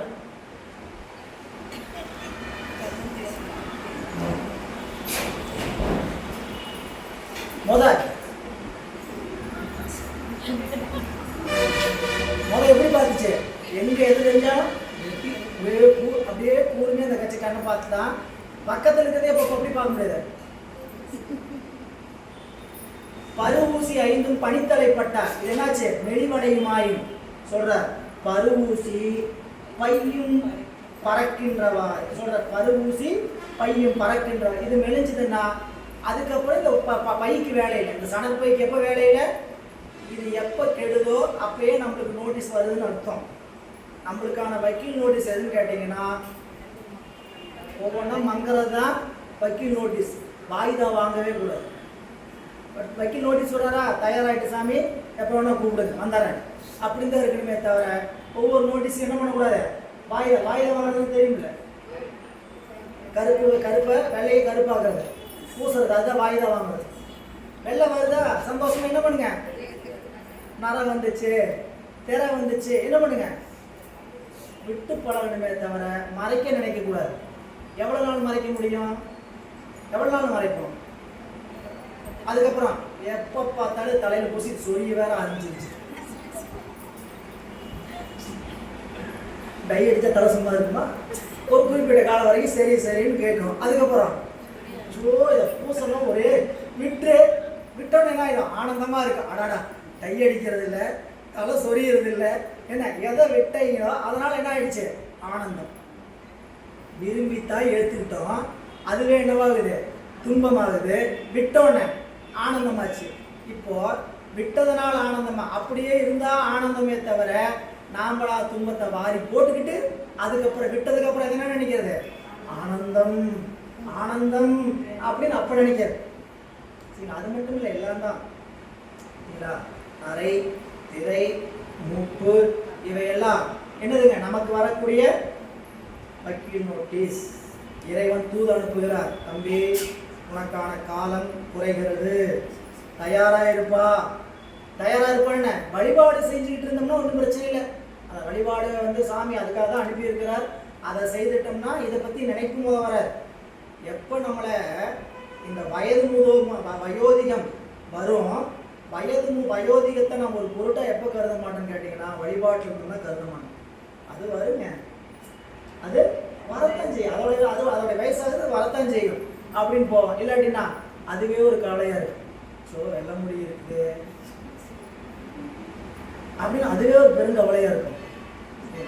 இதெல்லாம் தாண்டனவங்களுக்கு இல்லை, தாண்டிட்டு இருக்கிறவங்களுக்கு. தாண்டனவங்க அதை பற்றி கவலைப்பட வேண்டாம். சரிங்களா, வந்தாச்சு வந்தாச்சு வந்தா இனிமேல் என்ன பண்ணக்கூடாது, அதெல்லாம் கிடக்குங்க போங்க, டோன்ட் கேர் அப்படி என்ன பண்ணோம் கிடக்கணும்.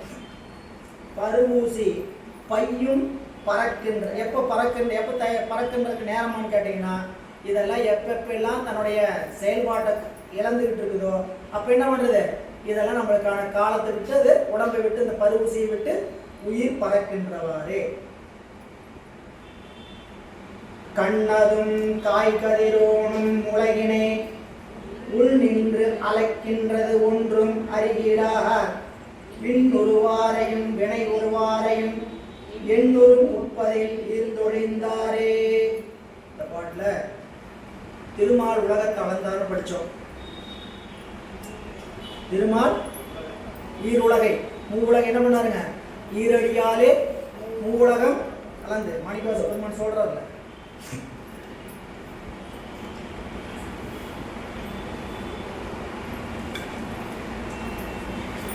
நண்பர்களே இங்க சொல்ற கண்ணதும் சொல்லுது, கண்ணனும் அங்க பாட்டு இருக்கணும். பாட்டு எப்படி இருக்கணும்னு கேட்டீங்கன்னா கண்ணதும் இருக்கு. நம்ம புத்தகத்தில் இடத்துலையுமே அந்த தூவை மாத்திங்க. கண்ணனும் காய் கதிரோன் யாருங்க, பகலவன் சூரியன், பெருமாளும் திருமால் என்று சொல்லக்கூடிய விஷ்ணுவும் காய் கதிரோன் என்று சொல்லக்கூடிய சூரியனும் உலகினை உள் நின்று அழைக்கின்றது ஒன்றும் அறிகிறார். திருமாலும் சூரியனும் உலகத்தை அதன் உள்ளிருந்தே அழைக்கின்றதை உலகர் சிறிதும் நினைக்கின்றனர். திருமாலே உலகத்தை அளந்தான்னு புராணத்தை படிக்கிறோம். அது என்னது புராணம், ராம அவதாரம் எடுத்து மாவடி சக்கரவர்த்தியே 3 அடி நிலம் கேட்டாரு, தன்னுடைய மூவுலகை ஈரடியாலே அளந்தார்.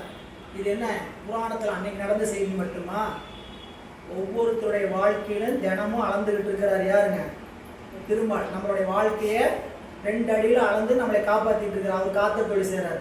பகலவன் அப்படி போயிட்டு அப்படி வராருன்னா இது உலகத்துக்காக போகிறது வரதா, நமக்கு அறிவுக்குள்ளே இப்படி ஒரு நிகழ்ச்சி நடந்துகிட்டு இருக்குது. என்னதுங்க, சூரியன் காலம் போகுது அப்படி இருக்கக்கூடிய சிறிதும் நினைக்கின்றல சில பேர் நினைப்பாராயின் சொல்றார், உள் நின்று அழைக்கின்றது ஒன்றும் அறிகிறார். அப்படி அழைப்பதை அறிவாராயின் விண் உருவாரையும் வினை உருவாரை அவ்விருவரும் யாருங்க, கண்ணனும் திருமாலும் விண் உருவாரையும் வினை உருவாரையும். வீடு வேற்றிற்கு உரியவரையும் பிறப்பிற்கு உரியவரையும் முறையே 30 ஆண்டு அகவையிலும் 60 ஆண்டு அகையிலும் இவ்வுலகத்திலிருந்து பிரிக்கின்றவராவர். திருமாலும் பிரம்மன் என்ன செய்வாங்க கேட்டீங்கன்னா, இந்த உடம்பை விட்டு உயிரை பிரிப்பார்கள். எப்போ? 30 ஆண்டு அளவுலையும் 60 ஆண்டு அளவுலையும். இந்த பாட்டில் நீண்ட விளக்கம் கொடுக்கிறார் உரையாசிரியர். நமக்கான வாழ்நாள் 30 ஆண்டு தான் கணக்குப்படி. என்னங்க இப்படி சொல்றீங்க? 120 இல்லையா? அப்படின்னா இளமையுள்ள 30 ஆண்டுகளுக்குள்ள சிவனை உணர், வழிபாடு செய். உணர்ந்துட்டியா? உனக்கு என்ன பண்ணப்படுகிறது? அதோட 30ஓட என்ன பண்ணப்படும்? கூட்டிக்கலாம், கிளம்பிடலாம். 30 ஆண்டு தான். அப்போ என்ன சொல்ல வர்றாருன்னா, 30 ஆண்டுல இளைவனை உணர். அந்த வயதுக்குள்ள இளமையிலே உணர்ந்து அவனை வழிபாடு செய். வழிபாடு செய். பக்கம் வந்து ஒரு உயிர் பிரியலை, அந்த உடம்போட இருந்துச்சு, 60 ஆச்சு 70 ஆச்சு இருக்கட்டும், வழிபாடு செய்துட்டு இருக்கிறோம். 30 ஆண்டுல உணரலையா, உனக்கு போனஸ் 30. அடுத்து 60 ஆண்டு கொடுக்கப்படுகிறது. என்ன பண்ண? அப்பயாவது அறிந்து வழிபாட்டுக்குள்ள வா அப்படிங்கிறதா செய்தி. வீடு, அதாவது வெவ்விருவரும் திருமாலும் பகலவனாகிய சூரியன் அவ்விருவரும் வீடு வேற்றிற்கு உரியவரையும் பிறப்பிற்கு உரியவரையும் முறையே 30 ஆண்டு அகவையிலும் 60 ஆண்டு அகவையிலும் இவ்வுலகத்தில் நின்று பிரிக்கின்றவர் ஆவர். வீடு வேற்றுக்குரியவங்க 30 ஆண்டுக்குரியவங்க. பிறப்புக்குரியவங்க யாருன்னு கேட்டால் 60 வயதுக்குரியவங்க. 60 வயதுக்கு போயிட்டு இருக்கிறீங்களா? அப்போதான் வழிபாட்டுக்கு வந்திருக்கீங்களா? உங்களுக்கு என்னது? மீண்டும் பிறப்பு கொடுத்தாங்க இல்லை. இதெல்லாம் ஒரு ஸ்டாண்டர்டு கிடையாது. அந்த வழிபாட்டுக்குரிய வயதுக்குரியதில் கூட வந்துருங்க, காலத்தை வீணாக்கிறாதீங்கன்னு அறிவுரை சொல்கிறார். இளமை இருக்கும் பொழுதே வழிபாட்டு நெறியில் நில்லுங்க அப்படின்னு காட்டுகிறார். அதனால் விளக்கம் பெரிய விளக்கம், அதெல்லாம் நம்ம இங்கே நீட்ட முடியல. அதனால் நீ அடுத்த பாடல் பாருங்க. ஒன்றிய ஈரன் கலையும் உடன்புற நின்றது கண்டு நினைக்கின்ற நீசர்கள் கண்டிய காலன் கருப்புளி வைத்தவன் சென்று அதை வீழ்வர் திகைப்பு ஒளியாரே. அதாவது இந்த நிலவு 16 கலை வளருகிறது, 16 கலை தேய்கிறது. உண்மனை முதல் 16 கலைகளும் ஒரு சேர வந்து நிரம்ப பெற்ற நிறைமதி பின்பு சிறிது சிறிதாக தேய்ந்து மறைவதை பார்த்திருந்தும் இளமை நிலையாது என்பதை கீழ்மக்கள் நினைக்கின்றார்கள் இல்லை. முதல் 2 வரி பாருங்க. ஒன்றிய ஈரன் கலையும் உடனுற நின்றது கண்டு நினைக்கிற நேசர்கள். நிலவு வளர்ந்து முழுமதியாகி மறுபடியும் இதை பார்த்த பிறகும் இளமை என்னாகாது, நிலைக்காது என்று கீழ் மக்கள் நினைக்கின்றார்கள் இல்லை. அதன் பயனாக அவர்கள் இளமையுள்ள பொழுதே உயிர்கள் உறுதி தேடி கொள்ளாமையா என்ன நடக்கும்? கன்றிய காலம் கருக்குழி வைத்தவன் அவர்களது தீவனை பற்றி சினம் கொள்கின்ற கூற்றுவன் அவர்களை நரகக்குழியில் தள்ளிய பின்பு யமன் வந்து சந்தோஷமாலாம் அழைச்சிட்டு போக மாட்டானா, கோபத்தோடு அழைச்சிட்டு போக மாட்டான். ஏன் இன்னும் உனக்கு புத்தி வரலையா? இவ்வளவு பிறப்பு பிறந்த பிறகு உனக்கு இன்னும் புத்தி வரலையா அப்படின்னு பார்த்துட்டு இதை நீங்கள் போற்றி பகவலையில் நம்ம படிச்சிருக்கிறோம். போற்றி பகவலை ஞான சாஸ்திரத்தில் யம தூதர்கள் கொண்டு போய் தன்னுடைய தலைவர்கிட்ட போய் அங்கே நிறுத்துவாங்களாம். எங்க நரகலோகத்தில் நிறுத்துவாங்களாம். இவர் என்ன பண்ணுறது அப்படின்பாங்களாம். அப்போது ஒரு புத்திமதி சொல்லி இறைவனோட யானை எங்க நரகத்துக்கு வந்து நரகவாசல் நிற்கும்போது அப்படி நிற்கிற நேரத்தில் இந்த உயிருக்கு நீ ஒரு சொல்லணும். எல்லாருக்கும் ஸ்டாண்டர்டா இன்றைக்கும் இல்லையோ பாவி பிறவாமை என்று எடுத்து, இன்னைக்காவது பிறக்கக்கூடாதுன்னு உனக்கு அறிவு வரலையா அப்படி மட்டும் சொல்லு. அந்த உயிருக்கு எங்க நரக குழியில வாசல் நிற்க வச்சு உள்ளுக்குள்ள நிறையா செய்தியில நடந்துட்டு இருக்கும்.